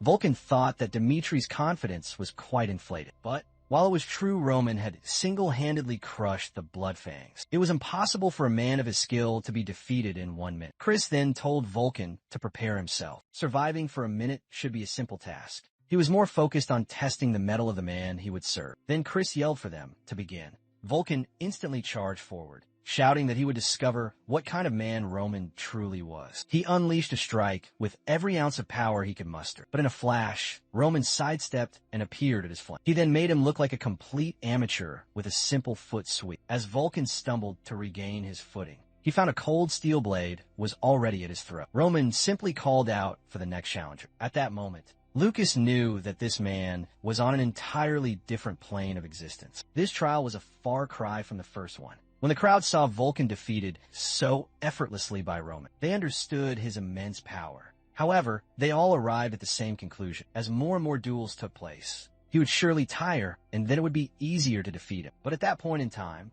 half of the challengers had already been dispatched, and 60 men had already been soundly beaten. Yet Roman showed not a single sign of being tired. Henderson recalled the words Roman spoke before this all began: to survive as a predator if you were chosen. He realized that Roman himself lived as a true predator, a being that does whatever he desires. In a brutal world where only the strongest can survive, everyone knew that at this present moment, Roman was still known as the Dimitri family's great fool. This could be their only chance in this life to become his subordinate. The problem was, how could one possibly defeat a monster like him? At that moment, Roman declared that if no one else stepped up, then all remaining would fail. A man then said he would participate. Finally, it was Lucas's turn to face him. He introduced himself, stating he was Challenger 61. He knew now that Roman Dimitri was a true monster. Compared to what he had known, these skills were on another level entirely, and it was unbelievable the pressure he radiated just by standing still. After watching those first duels, he truly believed this man would not stay idle for long. He cared nothing for the 8 silver coins a month. He was more intrigued to see where this man would stand in a year. And to do that, he first had to pass this impossible test. Chris was astonished. This was the first man to attack so aggressively since the very first challenger. Not to mention, his right hand was aimed for the head, while his left was already poised for a counterattack, an attack aimed straight for the heart. Roman easily parried the first blow, and Lucas saw in that moment. The backward step put him just out of the dagger's reach. However, he was curious what he would do with this. He launched the dagger straight toward Roman's face, while simultaneously attacking again with his sword. However, Roman blocked the strike and deflected the dagger with his scabbard. The moment Lucas witnessed this, he backed away. From his vast experience, every night begins to show an opening as fatigue sets in. However, at this current moment, Roman was like an unbreakable fortress, but he could not afford to stop now. His life would be forfeit if he hesitated for a single second. If he wanted to pass this trial, he had to maintain the offensive. Roman smiled and asked if his name was Lucas. He commented that his skills were not bad. This was not the proper way to act on a battlefield, but it was the perfect strategy for a one-on-one duel. Clearly, the man had a powerful natural instinct. However, it was obvious he wouldn't allow the man to survive for a full minute so easily. This 1 minute was a showcase of the squad's future power, the squad he was about to forge. And the true goal of this test was to establish the immense gap in power so they would never forget it. And to achieve such a thing, he would have to end this now, once and for all. At that moment, Roman went on the offensive while Lucas dodged. But remember that the man is a B-rank mercenary. Everyone considers that to be the limit of human effort. This is the peak a normal person can reach without mana control. And since the requirement to reach A rank is to have at least awakened one's mana, he had hit his absolute ceiling. No matter how much he trains, he would never escape the confines of B rank. However, even so, he had survived on battlefields where countless mana users had fallen time and time again. He endured, and that is how he learned that to survive and win, you must use any and all means available. Roman's attack is suddenly stopped in its tracks. Chris recalled that within the rules, nothing was ever said about not throwing sand into your opponent's eyes. The only objective given was to survive for 1 minute, and that was all. The moment Lucas fell, he sprang back up again to attack. However, he froze for a single moment. Roman was clearly prepared to defend against this assault. Even though his eyes were now bloodshot, he was still staring directly at him. At that sight, Lucas could only laugh. He dropped his dagger and declared his surrender. In a heavenly demon cult, the very first lesson you learn before fight is to keep your eyes open no matter what. That is because in a battle, A single blink is all it takes for a man to die, just as one's breathing must be controlled at all times. Blinking is also something that must be taken into account, and that is why they constantly trained to keep their eyes open. In any circumstance, regardless of what happens, a true warrior should never surrender to their fear, or try to flee without first assessing the situation. He then offered Roman a flask of water. As Roman washed his face, Lucas stood there, dejected. He never would have used sand if he had known. The man's expression wouldn't even change. It just made him feel pathetic for using every trick in his arsenal and still coming up short. He wondered if Roman was disappointed. But then he recalled that he likely had no expectations. Perhaps he would even be punished for his actions. But Roman only called for the next challenger. Lucas was stunned that the man made no comment on it, and the onlookers were wondering the same thing. Why did he not call out that dirty tactic? But Roman was already aware of the man's plan. The moment he had dodged, he saw the movement, his hand going to his hip and grabbing the small pouch. However, he chose to continue, to see what he would do in that situation. To hell with Lucas's experience. Think of the blood he has seen. He had no doubt the blood spilled by Beck was enough to form an ocean. That is how a heavenly demon is forged. He then asked if no other applicant would dare step forward. And with that, time began to pass, and another man entered the ring. Once again, he easily evaded the attack. However, now everyone was attempting to use dirty tactics, so he attempted to hurl a stone at Roman.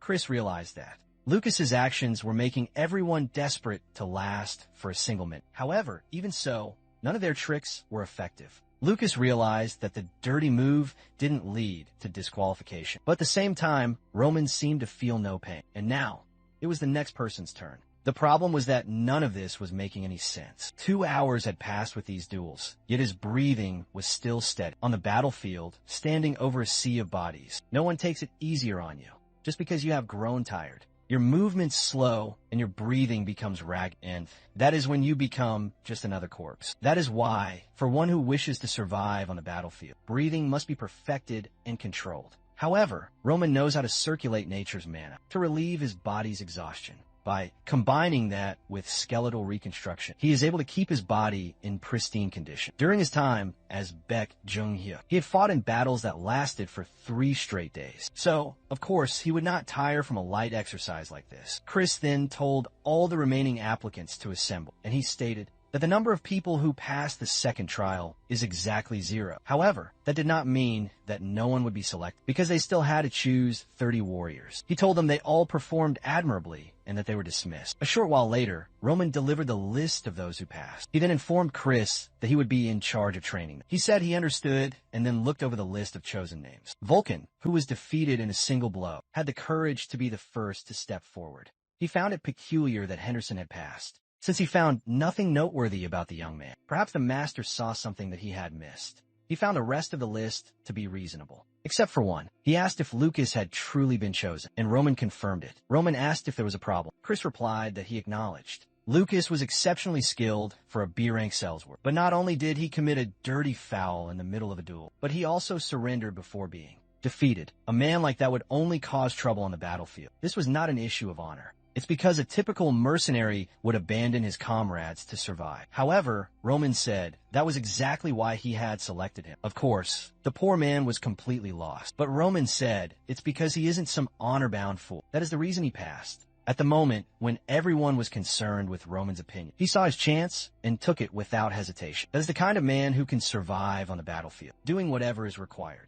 So he asked Chris why he was so certain Lucas would betray his allies over a single foul. He remembered what Jonathan had once said, that those who survive on the battlefield are not the ones who can wield an aura, but rather those who calmly assess each situation and act. He needed to remember that no matter how strong he was as a knight, there was always a possibility he could be slain by one of these men, those who lurk in the shadows and wait for their chance to strike. Chris realized that in that circumstance, it was truly the most logical course of action for Lucas. Once again, he was the one who was unable to see clearly. However, he then told Roman there was one more thing he did not grasp. The battlefield would not call for another 5 months, and it wasn't as if the nobles were completely forced to go, since there was always a political way to evade it. So why was he gathering his soldiers when he could escape? Roman said it would be announced shortly. The official declaration from the Barcos family. Within it they wrote, they had waited a very long time. for the Lawrence family to honor their past agreement. However, they betrayed their honor and duty to the nobility, and that is why the Barcos had chosen to draw their swords. After much forbearance, the sins of the Lawrence family were clear. They were not willing to pay the price owed by their forefathers. They even had the gall to declare they would not surrender any of their land as collateral, and that is why this notice was to inform all within the Kingdom of Cairo. The Lawrence family has 1 week to relinquish their lands, or else the central government would lend its support, and a territorial war would be waged against the Lawrence domain. And as Chris heard this, he asked if this was what Roman was preparing for. Roman said that was precisely it. This very troop would intervene in the war between these two houses. Meanwhile, someone recalled her failure to the family. The person who was tasked with ensuring the Dimitris would no longer back the Lawrence family. To Flora, she was the sole person to blame for this calamity befalling her family. Night after night, she was plagued by the same nightmares. She was haunted by her disastrous failure at the Lawrence estate. Whispers spread like wildfire, blaming the broken betrothal. It seemed Dimitri himself had cast her aside, all because of her one grave mistake. Now, she refused to even emerge from her room. As the drums of war with the Barcos grew louder, trapped inside, she was paralyzed by despair, unable to rise. She had always considered herself a brilliant woman. She graduated at the top of her class at the academy. In her father's warm and loving gaze, she believed she was the perfect daughter. But she now understood that without her family's power, she was nothing more than a bird in a gilded cage. The man called Dimitri's fool was once a source of amusement, because in the end, the true fool was her. Now, she lacked the courage to even look her father in the eyes. She wondered what Roman would do, forced to confront this reality. Roman was her complete and total opposite. No one held any expectations for him or his future, and yet with his own 2 hands, he crushed the blood fangs and elevated his family's honor. She couldn't fathom how he achieved such a feat, completely alone, and why he was so powerful. But even setting all of that aside, the true difference was that he possessed the courage to act. Just then, one of the maids knocked gently. She announced that the evening meal was served. The servants exchanged worried glances with one another. She never came out, but then she finally opened the door. Looking gaunt and frail, she announced she was going to the library. She knew her father was desperately seeking aid from other noble houses. However, she knew no one would dare help them now. This meant that just as Roman faced the blood fangs alone, they would have to carve a path to survival with their own strength. Meanwhile, an aide entered Lord Lawrence's study. He reported that the Martell family had rejected their plea. He ordered him to reach out to the Vaster family, but the aide replied that they had already refused as well. The aide tried to explain that no matter which house they bet, no one would risk betting against the mighty Barcos. Furthermore, rumors were spreading that anyone who supported them in this conflict would face retribution later. Besides that, the central government itself had sanctioned this war, so even neutral parties had a chance to claim their lands. Meanwhile, Flora was devouring every book she could find. She knew they had 1 week left. That was all the time she had before the war began. She had to discover the perfect strategy for this dire situation. In his study, her father slammed his fist on the table, enraged that those sycophants had always praised him. But now, in their darkest hour, no one would stand with them. He asked if the gold bank would grant them a loan. The aide said yes, but the review would not be complete for a week. A clear and obvious sign they were siding with the Barcos. He despaired, wondering if there was truly no way out. And one of the men at the table finally spoke. Perhaps it would be wiser to simply surrender to the Barcos. All potential aid from their supposed allies had been severed. By surrendering, they could save the lives of innocent soldiers and not lose all they had. No one in the room could refute that grim logic. Even Lawrence admitted it was something to be considered. However, just then, a guard announced that Miss Flora wished to speak. He was about to say he was occupied, but she pushed open the doors at that moment. Her father demanded to know what she was doing here. She stated that she had something to declare. However, this tale does enjoy jumping back and forth. So now, we return to Roman's confrontation with his father. At the moment, he declared that he, Roman, Dimitri, would intervene in the war between Barco and Lawrence. Actually, it is not Chris, but his father, who demands if he truly understands what that means. He says yes, and his father asks why he insists on this path. This is a sanctioned war waged by the Barcos and approved by the central government. Since he broke the engagement with the Lady Lawrence, they have no justification to interfere in this. If they enter a war without a valid reason, all the noble houses will sever ties and they will be crushed. His father states, it appears his son is not as changed as he had hoped. However, Roman turns to him and asks how he wishes for him to live. His father, completely baffled, demands to know why he is saying this now. But Roman says he is not interfering in this war on a mere whim or a change of heart.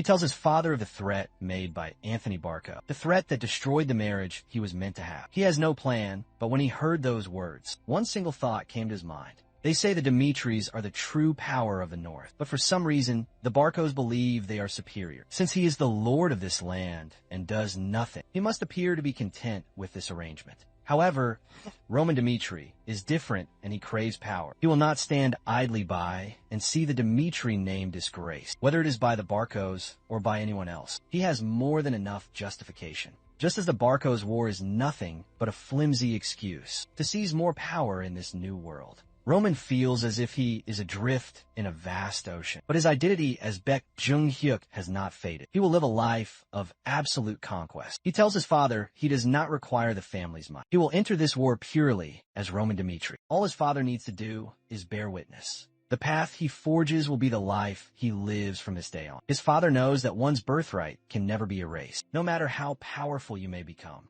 Even with his immense wealth and flourishing territory, the fact that he is a commoner will never change. In a past conversation, Li Han had asked if he was treated poorly by the nobles at the capital. He sat down and said it was nothing serious, but he could tell just from their gazes. Clearly, they viewed him as different from the others. Li Han asked if he wished to change that fact. However, he replied that he was satisfied with his current life and did not want to deviate from his path for just a little more. The hope that he held was that his children would be different, unlike him, who was content ruling a remote territory. He wanted them to transcend their origins and ascend to a higher plane. His father saw in that instant that the fire in his eyes was not something he could extinguish. However, this was the moment he had always dreamed of. His disappointing son had become a man without him noticing. He then told Roman to do as he pleased and to ask for any aid. He was Roman, son of Dimitri, and that meant that no matter what he did, he would not have to bear that burden all alone. The scene cuts to a bustling blacksmith street. The entire lane is a hive of activity with countless forges. Roman knew it was not an exaggeration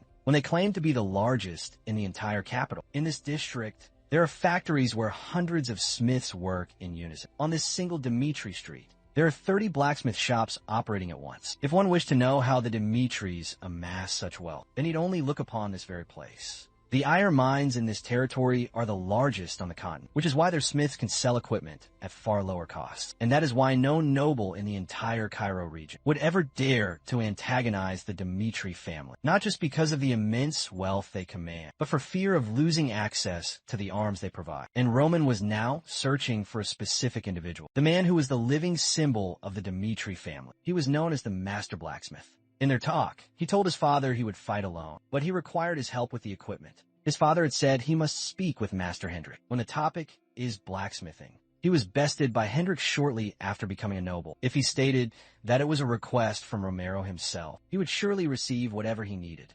However, he had to remember that the Dimitri blacksmiths were fiercely proud men. They would not be kinder or more welcoming to him just because he carried the Dimitri family name. Only one who can discern the quality of the steel and the skill to wield it can win a blacksmith's respect. Everyone on the street was now staring at him. Dimitri realized it was exactly as his father had warned. This reaction was to be expected, given his past behavior. Inside the main forge, someone called out to look at who had just arrived. Hendrik sneered and asked what he was doing here. Roman said he assumed his father had sent word of his visit. The blacksmith asked if this was about gear for 30 men. The blacksmith said he figured. He had just said that to get his hands on some gear and sell it, because he was desperate for money. He told him to take some of the equipment from the side. That was more than sufficient to arm 30 soldiers. Roman asked if these were the only items he could provide, and the man grunted in affirmation. Roman then questioned if this was truly the best Hendrik could offer. He said of course not, but if he was not satisfied, he should simply get out of his sight at once.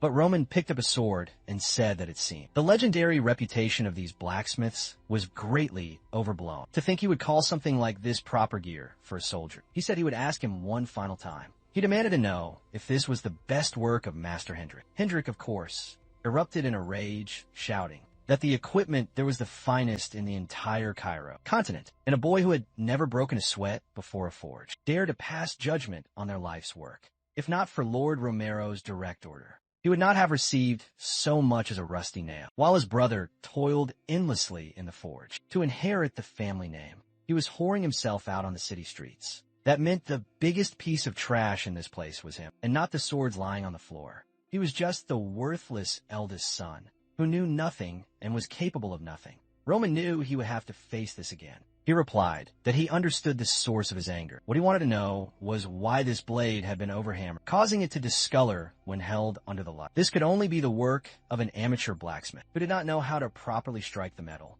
This proves it is not the work of the Dimitris, and the old man could not deny this truth. He made a practice cut with the sword and said that with this, one of his soldiers would have died on the battlefield because it failed to pierce the flesh. Another soldier would have his blade stuck in his foe's muscle and die, with a look of pure menace. He asked if that was not a grave injustice. He made the perfect choice on the battlefield, but died like garbage because he was armed with garbage. Hendrik still did not understand where he was going with this. However, Roman then picked up a piece of chainmail and asked if this was what they called armor, something that wouldn't block a single attack. Not to mention the weight was distributed all wrong. This meant that any man who trusted it would die on the battlefield. The organs of his soldiers, who relied on this armor, would be ripped to shreds. Dimitri continued to ask what nonsense he was spouting. Roman asked if he truly did not comprehend. Roman could understand the man's personal frustrations, since he had appeared out of nowhere, and began to insult his life's work. He could accept those thoughts and those feelings. However, he had crossed a sacred line. He said that if he had truly taken that pile of trash, the soldiers who trusted him with their lives would have died. Hendrik's personal feelings did not justify such a betrayal. That is because 30 lives were on the line. And even knowing that, Hendrik had turned away from the truth. He asked if a man like that could be called a true craftsman, one who represents the entire Dimitri family. Because of his petty feelings, in this pile of garbage, 30 innocent men would have died. His intentions and his feelings were completely irrelevant. He asked for arms and armor, with his father's name on the line, and in response, he was given this pile of refuse. These actions could only be seen as insubordination to his own father. He said he knew this was not done with malice, but he needed to understand what his actions represent, since this was not a personal favor, but a command from the Lord to provide quality arms and armor. Roman knew that the chain of command could never become unclear. Loyal subjects, and even those you consider your allies, the moment they defy the established boundaries, they must be punished without mercy. He said he would ask again if this could be seen as insubordination. Hendrik stammered, saying of course not. And Roman then asked why he tried to give him that pile of trash. At that moment, the other smiths demanded to know what was happening. They all began to curse at Roman, saying he had no right to come here and shame Master Hendrik. It was even worse that he was holding a blade. They demanded to know what he intended to do against Hendrik, and immediately they ordered their men to restrain him. However, Hendrik roared for everyone to stand down. A man asked why, but Hendrik just bellowed. He turned to Roman and offered a deep apology. The fault in this matter was his and his alone. Hendrik recalled when he was beaten by his own master for attempting to forge his own swords. He had warned him that he would never step foot in that forge again if he ever attempted something like that. Later that night, he was seething with rage at that old pig. The man had never taught him anything. He called himself a master, but only beat him every single day. That's when he heard someone ask if they were running a charity. The man holding a single coin in his hand said he knew it was not enough for a proper sword. All he needed was any blade at all, and he swore he would repay him tenfold when he got what he wanted. His body was weak, and he needed a weapon to earn a living. The master replied that he would not give him one. The man kept pleading as Hendrik listened from the shadows. However, the master commanded him to get out of his sight immediately. With that, the man walked away, completely defeated. But on his way out, Hendrik called out to him from the alley. He asked if he would truly accept that sword for free. Hendrik said yes, and that he had overheard his plea at the forge. The man wanted to pay, but Hendrik said it was not necessary, since he was planning to discard it anyway. He was just glad that the blade he forged could help someone. The young man thanked him, overjoyed, and for the first time, Hendrik felt proud to have helped someone. However, his expression soon turned to horror when he found the man dead. His body was already covered by a swarm of flies. At that sight, Hendrik felt bile rise in his throat. The people nearby said it appeared he had died while on a mercenary contract. It seemed a bandit had tried to strike him down, and when he raised his blade to defend himself, his sword had shattered. Everyone commented, "That is why you never go to war without a proper weapon." For Hendrik, it was no different than if he had killed the man himself. From that day on, he vowed he would never let that happen again. But now, he was an old man and had nearly made the same mistake. He apologized again and said he would accept the price for his failure. Roman said that if he was ready to take responsibility, then he would not take this matter any further. He dropped the sword. He said he knew that Hendrik was one of the finest smiths there, so they needed to speak. His purpose here was to acquire gear for his soldiers. He believed that Hendrik had only tried to defy him because of his own personal feelings. But with this, they would bury both of their mistakes in the dirt. He wanted weapons and armor for his men and nothing else. Hendrik realized Roman was giving him a way out of this, without him having to face any punishment. What he did not grasp is how someone could change so drastically in such a short time. This boy was truly not the same one from before. And with that, Hendrik swore he would never let something like this happen again. As a form of apology, the equipment would be forged from the finest iron in the Dimitris' possession, and with a mighty roar, he ordered his men to get back to their work. And so, production began. As one smith sharpened a blade, Roman asked what this business was about, him having stolen a sword from Hendrik. The man said that at that time, he was drunk and had lost his senses. It seems that 3 years ago, he was drowning in gambling debt, and his father refused to give him money. So, he snuck in without anyone, noticing and stole Hendrik's greatest masterpiece. That sword took 6 months of planning, and another 3 just to be forged, without him leaving the forge for a single day. And even so, something so priceless was sold to a random man for a paltry sum. He would never understand what it feels like for a smith to lose his masterpiece without it ever finding its true master. Roman realized his past self had truly crossed an unforgivable line. At that moment, Hendrik called to him and said he did not forgive him for the transgressions of the past. He was fulfilling his request because he was in the wrong today, but he would not accept the son of Dimitri, who knew nothing of the blacksmith's art. He had to understand that the foundation of this land was the forge. If one day he could create something with his own hands that wasn't trash, then and only then would he see him differently. Roman replied that it would not take very long. And with that, he returned to the same hidden room where he had trained his skeletal reconstruction. Everything was arranged precisely as he had commanded. All the necessary tools were prepared. And now, it was finally time to begin. He was back. It was at the age of 18 that he forged his first blade, while everyone else was scheming over who would succeed the Demon Lord. He was under constant attack from his own brothers. He was ambushed by number 11 one night and nearly lost his life. He barely managed to survive, but his sword could not withstand the blows. Even so, his brother gave him no quarter, no chance to flee. Somehow, he managed to win that duel with only a shattered blade, but he had only narrowly cheated death. However, that is when he knew he needed a sword crafted for him alone. From that day forward, he visited the blacksmiths daily to learn the art of the forge. Ever since then, before any decisive battle, he would always forge a new blade for his current self. After 1,000 brutal battles, the sword would change bit by agonizing bit, and the 39th blade was known as the Celestial Demon Sword, a treasure so magnificent it was impossible to put a price upon. And now, for the coming war, it was time to forge a sword for his new life. And with that, Roman began his sacred work. He had repeated these motions 1,000 times before. He understood the rhythm and the power required, the absolute focus needed for a single, perfect purpose. To create something like this, one must enter a state of pure trance. While he worked, he asked himself what he was truly living for. In that other world, he was forced to fight to survive, because he was born the son of the heavenly demon, and war was simply thrust upon him. However, he had never seen this as a curse, and in this moment,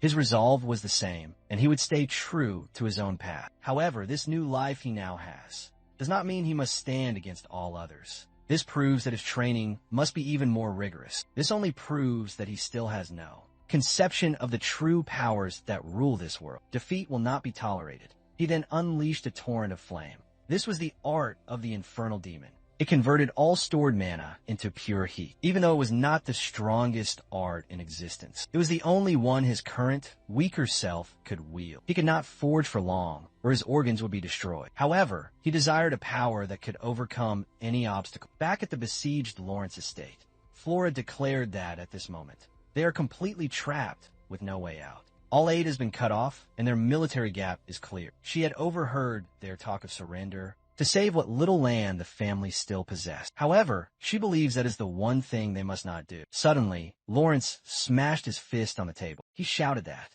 preserving his soldiers' lives is the only choice in this war. But Flora explained that the Barcos had borrowed a fortune from the central government, and all knew it was a loan with no collateral. That means it carries an astronomically high interest rate. This is only possible because the Barcos are not the only ones who stand to profit from this war. The bank offered this money to claim a part of their conquest. This means that this entire territory will be devoured. Once they occupy it, everyone fell silent, realizing that surrender was never an option, and her father asked what they were to do. Then, she said there was only one path forward. They would have to fight with all their might. That was the only way they could possibly survive. Her father slammed the table again at the mention of resistance. For a brief moment, he had hope for what she was about to say. He thought that perhaps she possessed the wisdom to see through their predicament and devise some miraculous, incredible plan. But in the end, it was just simple common sense. He then asked if her brilliant strategy was, for example, to simply lock the gates. She said she was not speaking of hiding. They would have to set fire to all the crops of that year and gather as much food as they possibly could to endure the siege until the first snow of winter. Her father demanded to know why that was important. She replied that it would be enough time for the interest on those loans to begin to skyrocket. The gold bank held immense power and influence over the entire continent. If the war was not over quickly, they would begin to pressure the Barcos to finish it faster. This would not happen because the gold bank could be pressured by their connection to the central government, but because they would hire saleswords who are only motivated by the money that flows from that bank. Once winter arrived, a siege would no longer be advantageous, and the mercenaries themselves would begin to abandon them. The men began to mutter that it would be a battle of attrition, but that it was a plausible strategy, and Lawrence was thinking that. He had always thought his daughter was far too immature. But in the end, she had changed so very much. He slammed the table. He said Flora was correct. So they would begin to prepare for a desperate final stand. They would endure, and they would survive, and they would keep the Lawrence name alive. Even if their walls crumbled and their castle was razed, they would continue to fight for their survival until the very end. Back to Roman, the first sword appeared to be finished, and he said that no matter what, the first time for anyone and anything is always sacred. This was the very first sword of this new life, one that would perfectly suit the man he was now.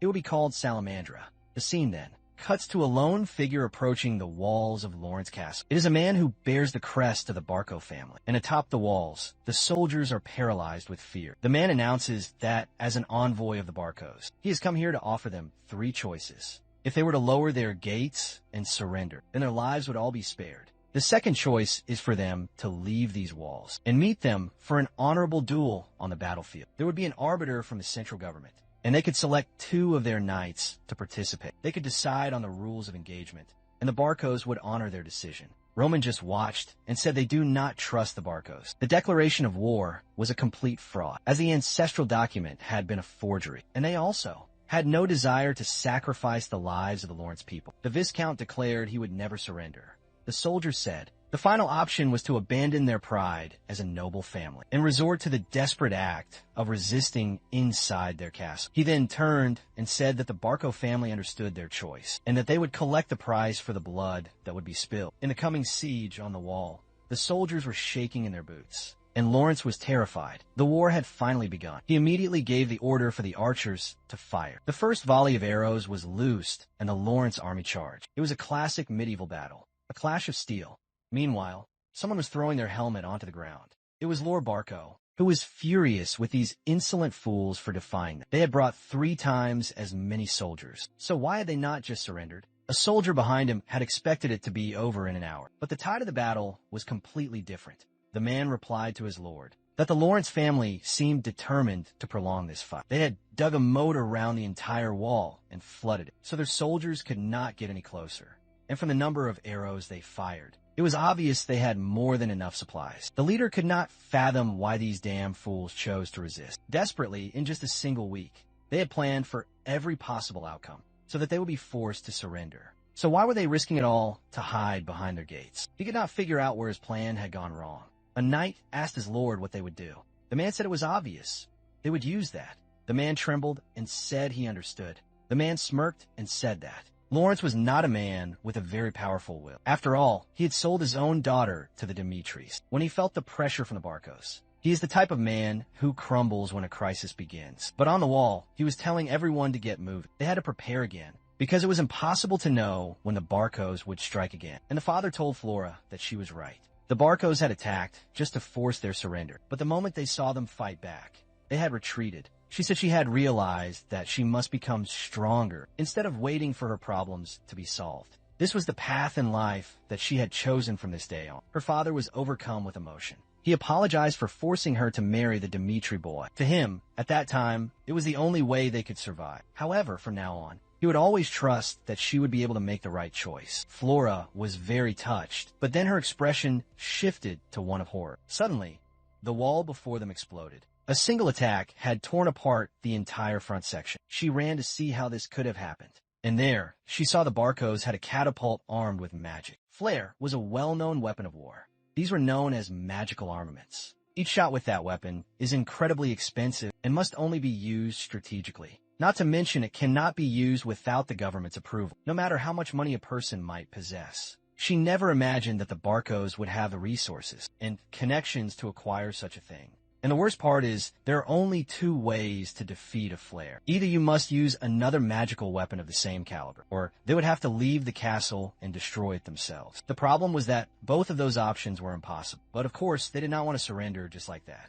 At that moment, a maid announced that they had received a magical message. This was not just an incredibly rare means of communication, but also an extremely expensive one. The maid said that Roman Dmitri said he had a way to help them, so she should agree to his offer. Flora had no idea why Roman Dmitri would involve himself in this. The scene then shifts to her, asking how he intends to save the Lawrence family from ruin. Roman said he would make it abundantly clear that he was only doing this to get his revenge on the Barcos, for his own personal reasons. It's something he had already decided, and this was the perfect moment for his vengeance. If the Lawrence family followed his plan, he would actively join the fight and destroy the Barco family for them. She asked what they would have to do for this plan. He said the Lawrence family must first create a stage for him by making a certain terrible sacrifice. If they could create this with all the forces they possess, Roman Dmitri would assist them in this sacrifice. He mentioned she knows he only proposed this because of the dire situation they now find themselves in. So, she had no other path to choose. She said she would do whatever he commanded, since it would mean protecting her entire family. He then said he required one more thing. He would need a just cause to interfere in this war. The engagement had been called off, so he needed a different justification. She asked what he needed, and Roman told her to tell the world that Anthony Barco had assaulted her at a meeting. That was the true reason she could not go through with the marriage. After that, her value as a noble would be reduced to absolutely nothing, and the beauty of her title as the flower of the Lawrence family would be utterly destroyed. But if she sacrificed everything she had been given by her noble birth, she would gain a powerful justification to solve the Lawrence problem. This is the justification he needed to enter this war. Flora was trembling. He said if this had happened before they broke the engagement, it would be justification enough, because then he would have laid his hands on someone who belonged to him, and he would never, ever forgive that. Flora thought about what he said about the people who belonged to him, while remembering the explosions that were happening right outside. Her soldiers were screaming and being burned alive. The walls were already beginning to fall, and they needed aid. With a trembling voice, she said she would accept any condition he made, and just asked him to kill every last one of those Barco bastards. The enemy was beginning to scale the castle walls, and Lawrence gave the command for them to defend and to keep fighting. But at that moment, a hooded figure appeared and lunged to take Lord Lawrence's life. He saw that he would not be able to evade in time. But then, the man was struck in the face. Flora herself had loosed an arrow. Her father turned and asked what she was doing there, but she only replied that they would have to open the gates.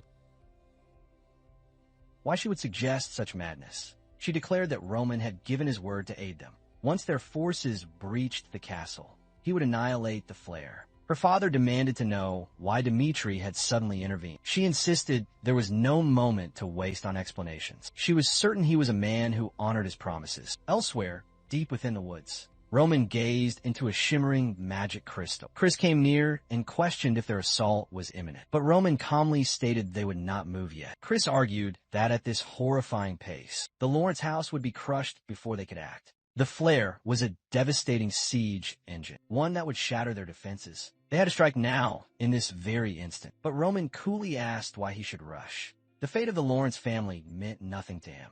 He then told Chris to listen closely. Compared to the deaths of hundreds of strangers, protecting his own men from spilling their blood was paramount. The Lawrence house would surely suffer immense losses for this, but that was their own folly for serving a weak-willed master. However, in stark contrast, those who pledged their lives to him would not be wasted. Chris could only reply that he understood. but he couldn't fathom how his lord could be so cold. At that very moment, the Lawrence family gave the command to unbar the gates. They ordered their warriors to charge into the fray. The Barco forces began to pour into the castle grounds, and the Lawrence soldiers stood their ground, waiting. A red-bearded warrior grinned, saying they were fools to resist. He unleashed a single strike that cleaved a man in half. This was the infamous Burge Mercenary Company. The first soldier to hit the blood-soaked earth was screaming in agony, pleading for his life. The rest of the troops began their grim advance. But every man knew this was a march to certain doom. From the ramparts, Flora continued to shout, commanding them to hold the line and never surrender. She knew that if they failed to serve as the bait, he would never show himself.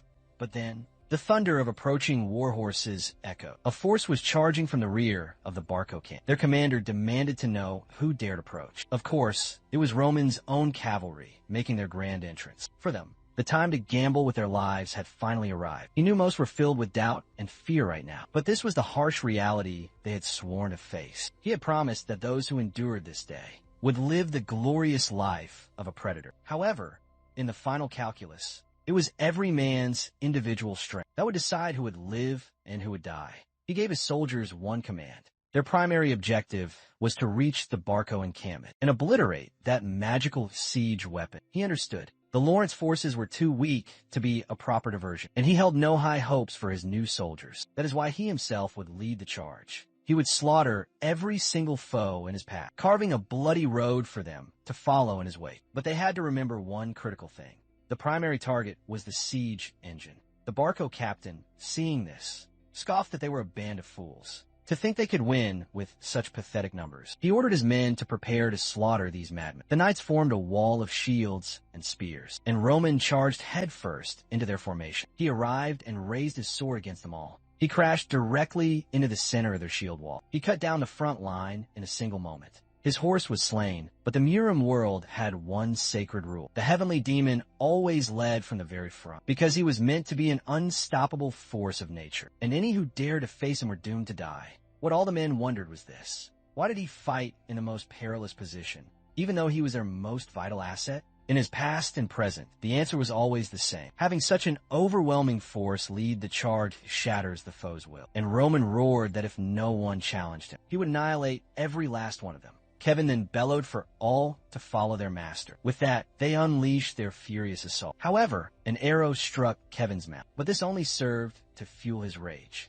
He had to keep pace with Lord Roman, and for that singular purpose, he did not hesitate to end the archer's life right there. Chris kept his focus razor sharp. All that mattered was staying close to his master, so he could offer his support. The soldiers formed a wall, screaming they must stop this demon, but they never had a single chance. Roman knew exactly what the true objective of this battle was, the magical weapon known as Flare. The mercenary captain, Burge, finally recognized Roman Dmitri. He knew that for this particular job, his cell's words were promised an immense bounty, and seeing this unfolding chaos, he knew he had to eliminate that man. Roman was well aware that Burge was an A-rank mercenary, a man whose name was known throughout the entire kingdom. And unlike the fodder, he was a warrior who could command mana. Burge was an Aura Knight, at least 2-star level. However, he was stunned to see Roman not yield a single inch. Under his powerful assault, the young man's blade was already wreathed in a violet aura. He struck his opponent with all his might. Burge blocked the blow, but knew Roman was far too powerful. With that realization, he began to back away, trying to defend. But the violet slash tore right through, and it took 5 seconds for him to collapse to his knees. That was the total amount of time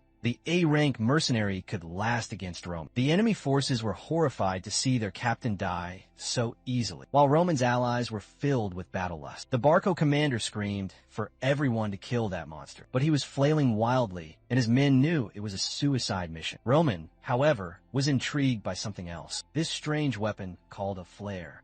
A creation that did not exist in the world of Murim. He then unleashed the heavenly demon arts. This was the first form of his divine sword technique, and with that, he sliced the flare clean in two. The Barco soldiers knew they had absolutely no chance. The priceless weapon they had acquired had been annihilated. Roman then called out to the Lawrences, declaring he had destroyed their siege engine. He had obliterated the Barco's greatest weapon. From the ramparts, the people erupted in a massive cheer. But one person was more overwhelmed than all the rest. It was, of course, Flora, stunned that he had spoken his intent and then achieved it. To her, it was certain that with the flare's destruction, the Barco family would have no choice but to withdraw. In that fight, Chris had wielded his aura in a new way. Instead of allowing his energy to burst outward, he focused on keeping it perfectly condensed, just like Roman. His former friends had mocked him for abandoning his life to serve that man.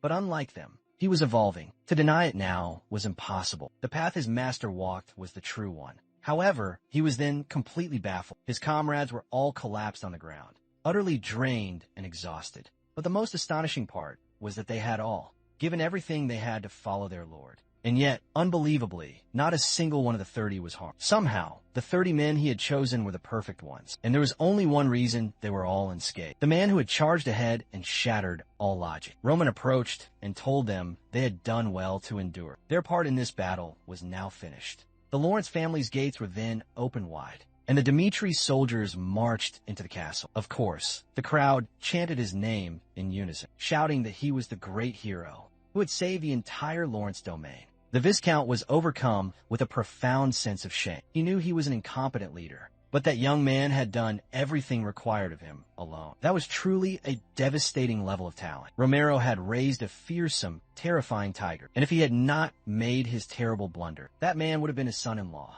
It was a great shame, but that was in the past. He then called out to Roman Dimitri. He declared him the hero of their people. He thanked him for his timely intervention.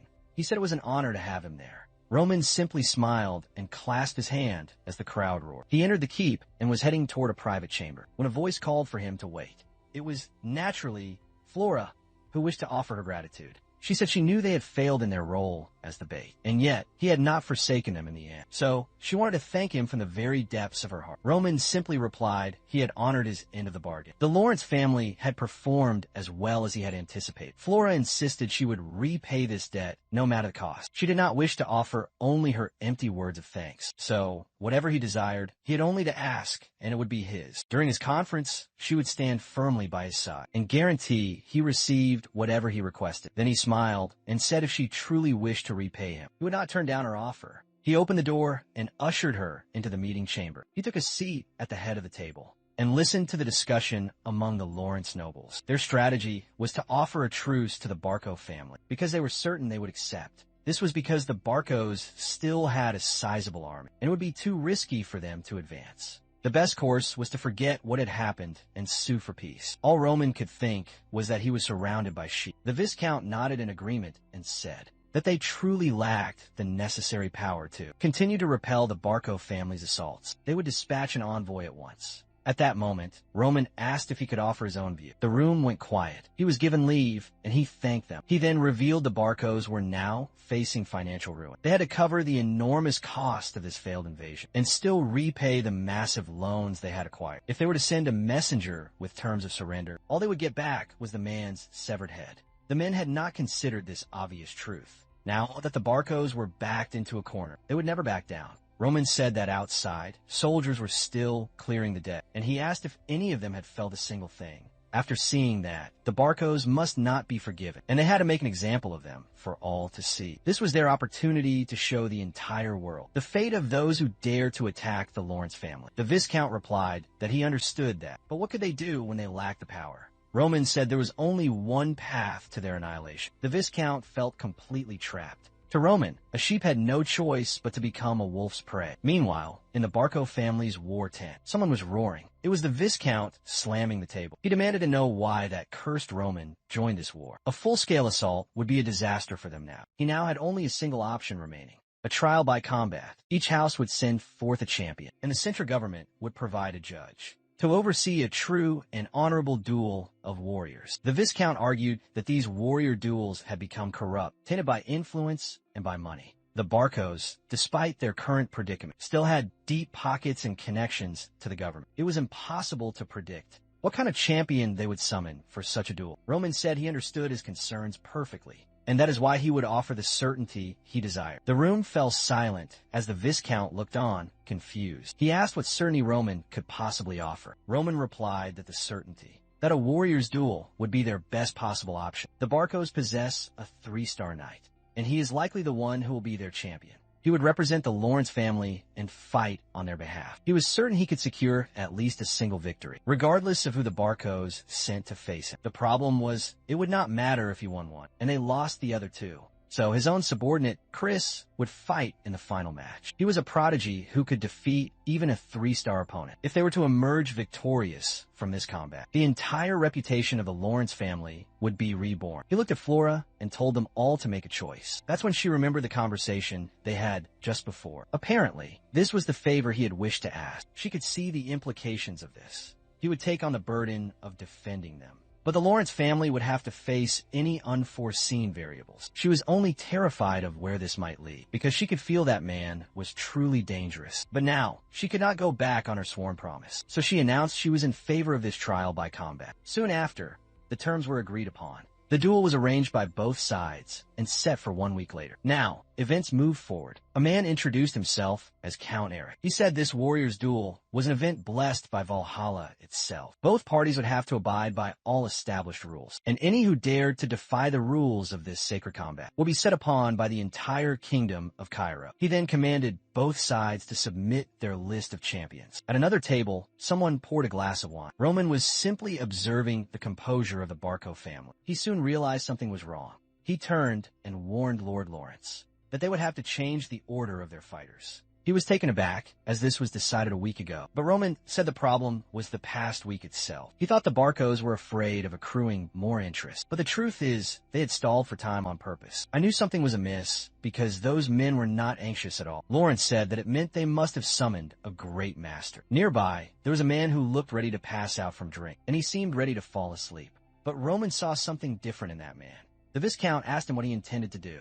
Roman's original plan was to win the first match, lose the second, and then have Chris win the final duel. But now, he would alter it and said that Chris would fight first. Both the father and daughter were completely shocked. He said he would fight second and face the ace the Barcos had hidden. He would change the plan to achieve an overwhelming victory. The crowd was buzzing with anticipation, and Chris was already in the arena, facing his foe. The man introduced himself as Yinsun, a 3-star Barco knight. Chris also gave his name and said that this day, he fought for the honor of the Lawrence family. Everyone in the crowd recognized the 2-star knight's name. They all knew that a talented young man was about to die for nothing. But Chris was certain that to achieve true strength, great risks must be taken. That was the reason he had crawled out of the gutter to follow his lord. The flag was raised, giving the signal for the duel to commence. Instantly, the two clashed, and Yinsen unleashed a mana slash. But there was one thing Chris had learned from his first duel with Roman. Aura is meaningless until it makes contact with the opponent. So long as he wasn't hit, the man's 3 stars meant nothing. He had to keep dodging until he saw an opening. Yinsen continued his assault, asking how long the rat would keep running. He charged forward and told him it was time to die. Chris realized the man had unleashed his entire aura across the battlefield. It was an attack he could not evade. So what could he do? But then, he remembered that Roman had told him to separate himself from the logic that all others followed. Then he recalled one important detail. A pointless explosion of mana does not reveal the true potential of an aura. The entire motion of the strike should follow a single straight line, and the full power of the aura must be focused into a single deadly point. The two men met at the moment of the final decisive blow, and Chris's concentrated aura sliced the man's aura in half. His body simply fell to the arena floor, and the entire crowd immediately began to chant his name. To them, it was unbelievable for a 2-star knight to defeat a 3-star, while Roman could only smile. The ones who were truly shaking were the Barcos. Their plan was to end it all in the second match. But now, the final duel had become the most crucial one. But they were not worried, since they never intended to worry about the second duel. After all, they had a trump card in the man they had spent a fortune on. The man in the blue armor asked if it was his time. He walked into the arena and let out a yawn,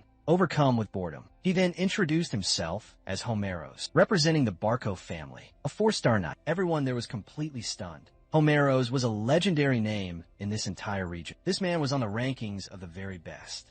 So what was he doing in this remote little town? He was currently ranked number 49 among the most powerful men on the continent. The ranking system itself came from the Valhalla Empire, the place where warriors believe they go after falling in battle. Because of this, the results of the champions were always meticulously recorded, and the names of the powerful were always remembered. That is how the rankings began. And as the Valhalla Empire began to conquer all the continents, the temple began to rank the 100 strongest warriors. Now, the Viscount was sure of it. There was no possible way to win the second match. There was not a single soul in all of Cairo who had not heard of that name. Everyone knew that this man wandered the continent, defeating all comers. He was known as the Wandering Swordsman. And now, it was obvious that this second duel was not even worth watching. It was a great tragedy for the Lawrence family to have to face this. However, one person was, of course, smiling. Roman was thrilled by the fact that the man was a 4-star knight. He had tried to gather intel on who the Barcos would send, but it was all superficial. That man, standing before them, was the secret weapon the Barcos had been hiding. But he was eager for this, just as they had hidden their true strength. They had no idea of the power that he possessed. However, Flora grabbed his arm and told him that he must surrender. His opponent was ranked number 49. Not to mention, he was still young enough to reach the top 30, or perhaps even higher. She told him to stop dreaming of beating someone from the rankings, because if he didn't, he would surely lose his life. All they could do now was pray they could win the next fight. Homeros was simply watching. Roman knew that was how one who felt absolute power looked at others, and it was a look he obviously did not like.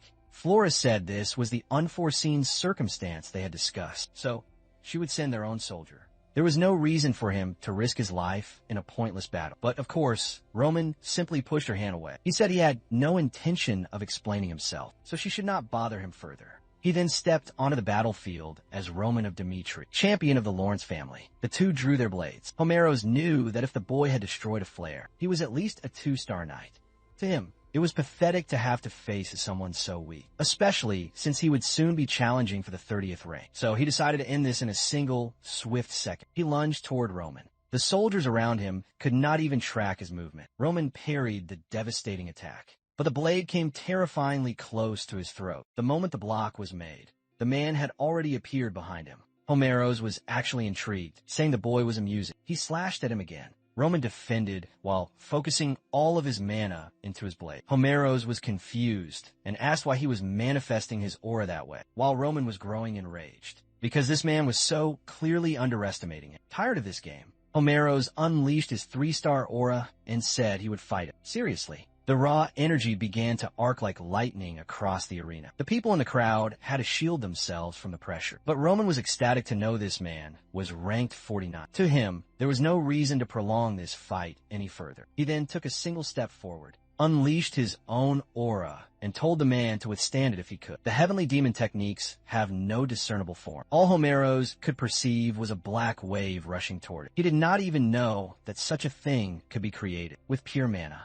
Indeed, the attack had no true form, and that is why the techniques were only known by their numbers. And this technique was known as the third move. We saw the noble trying to persuade Homeros to join their duel and abandon his fight with that Fernando, ranked 30th. It was his guild master, saying they would receive a massive fortune if he fought in this duel between two backwater families. He had considered it, realizing he'd refused all contracts since becoming A rank. So perhaps it was worth it, as he was in need of money. He decided not to refuse. But the outcome was completely different. Everyone there was left utterly speechless, and in the crowd, they couldn't even process what had just happened. The prodigy of Cairo, who had made the rankings before even reaching 4-star, had been slain with a single, devastating slash. Roman could not understand how someone so far from their truth, he could be so filled with arrogance. That is because his standards were not based on this world, but on the one from which he came. Compared to that place, the world of Mirim was a galaxy of martial arts masters. No one there dared to be arrogant,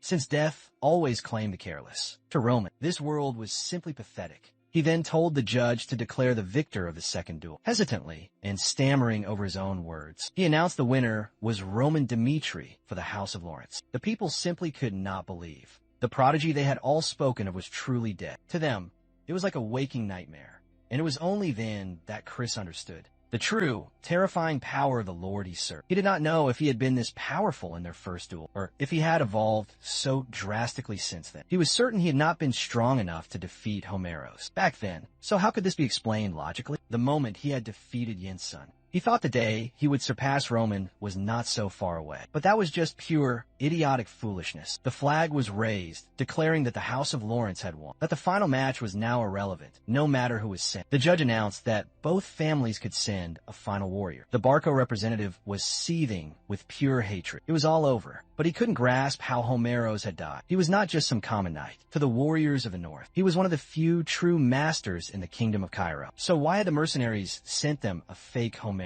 The man asked who they would send for the final match, but the Barco representative simply stated that they could not afford to lose any more of their power. He then told them to just send out Benson.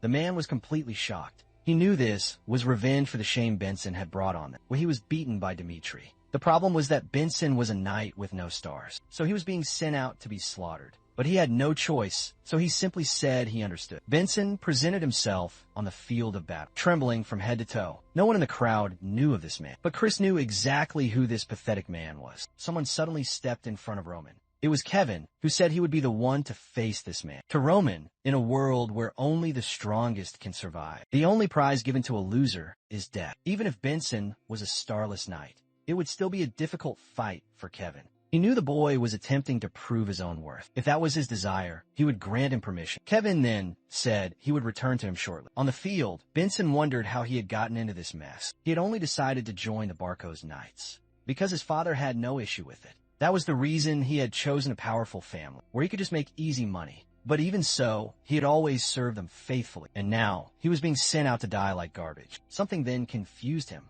He wondered if that young boy was his opponent now. His expression changed, and he thanked the gods above. They then faced each other, and Benson could not help but laugh. He asked Kevin if he was here to get revenge for that day. Regardless of the reason, they had both been cast aside by their lords. But to Benson, this meant he was incredibly fortunate. Kevin simply replied that he was nothing but the sword that protected his master, and Benson immediately charged at him, telling him to stop his arrogant posturing. Kevin barely evaded the first strike and instantly counterattacked, aiming for Benson's exposed neck. Benson managed to lean back just in time and landed a powerful kick, sending Kevin flying to the ground. Kevin's helmet was knocked loose, and the boy skidded across the dirt. He stood up, looking worse for wear. Chris realized that. The problem here was the massive gap in their physical strength. As Benson was a fully grown man, he could not comprehend what Roman was thinking by allowing Kevin to fight in this duel. Once again, Kevin took a blow to his chest plate and only didn't lose his arm. Because the blacksmith had done an excellent job,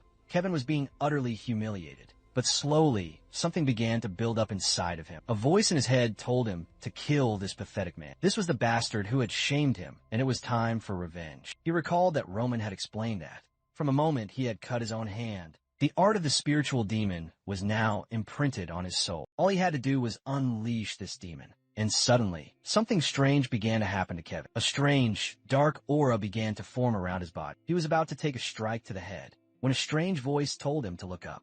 He barely managed to evade that fatal strike. He stood up and stared down Benson. The voice laughed at him for almost being cut in two. It said it was time to tear this man to pieces. Kevin did not understand why a voice was screaming inside. What he wanted was to be of use to his lord. He wanted to be more useful than even Chris. He despised this feeling of inferiority, and those emotions began to form a vortex of pure rage. This was the art of the spiritual demon, and the moment the voice told him to kill this man, he, in a single flash, lunged at Benson. Benson immediately recognized that. The tip of Kevin's sword was now coated in a dark aura. He knew that it would pierce straight through his armor. So he raised his own blade and called the boy a bastard. He landed a devastating blow on Kevin's shoulder, but Kevin did not fall back. Benson could not understand why this boy was not retreating. It was as if he had lost his mind. And with that, the attack went straight through. Both Chris and the crowd looked on in pure horror. The boy seemed to be enjoying killing this man. He continued to strike at his now lifeless body. The battlefield was now soaked in his blood, and Kevin stood there in the middle, laughing like a madman. He then walked out of the arena. He approached Roman and said he had returned as he promised. Roman simply replied that he had done an excellent job. The boy, who now looked like a jester, was smiling from ear to ear. The duel ended with 3 straight victories for the Lawrence family, and at the heart of it all was Roman Dimitri. Just as the legends of old are passed down from generation to generation, the rumors of that battle were a mix of both truths and lies. The taverns were all buzzing about it. The Barcos, must have been utterly humiliated to have lost to the Lawrences after gathering such a large force. And now, everyone was fighting to claim that they had relatives living in the Lawrence domain. To everyone, Roman was now seen as the savior of these lands. Everyone knew that he had personally slaughtered the enemy army and had even destroyed the flare with a single attack. Not only did he save the Lawrence family from ruin, but he also cut the 49th ranked knight clean in half to the children of the Lawrence kingdom. Roman was like a legendary hero. And now, the first tales of the Dragon of Dimitri were beginning to spread. The scene cuts to the Barco family's castle. With 1 million documents piled up, they knew that it was over. There was no escaping the mountain of debt they now faced. The interest notices piling up from the gold bank, and the angry messages from the mercenaries. Because of Homeros' death, he was furious with every single one of these bastards. Before this, all the nobles wanted to get closer to the Barcos. But now, everyone was acting like he didn't even exist. None of this would have happened if that damn Dimitri had not gotten involved. To him, this was truly all Roman's fault for doing something that should never be done in high society. He had found the only path to save the Barco family. A few days later, at a secret meeting, he thanked all the nobles who had decided to come. He began to speak about the future of the northern region, but everyone simply told him to get to the point. He then said he would speak about the Barco family's assault on Lawrence Castle, which had a justifiable cause. And a just cause is incredibly important among the nobility. This cause had been sanctioned by the central government and by all the appointed judges. But Roman Dimitri had interfered without any logical reason. And in the final duel, not a single Lawrence family member fought. He slammed the table, demanding to know the reason for Roman's intervention in the Lawrence family's affairs. This would only make sense if that marriage had taken place. But at the present moment, Roman is nothing to the Lawrence family, and his actions defy the laws of the nobility. Everyone at the table began to agree he had no just cause, and the Barco leader smiled, thinking this would be enough. He planned to shift all of the blame onto the Dimitri family. They would have to repay the gold bank, thus clearing his debts. But at that moment, he heard a commotion from outside, and Roman Dimitri himself appeared at their secret meeting. He said he knew they would have issues with him, and that is the reason he came. The Barco leader could not understand why he would appear in person, but Roman replied that he came here in person to see you like this video. That helps me make more of this awesome content for you viewers.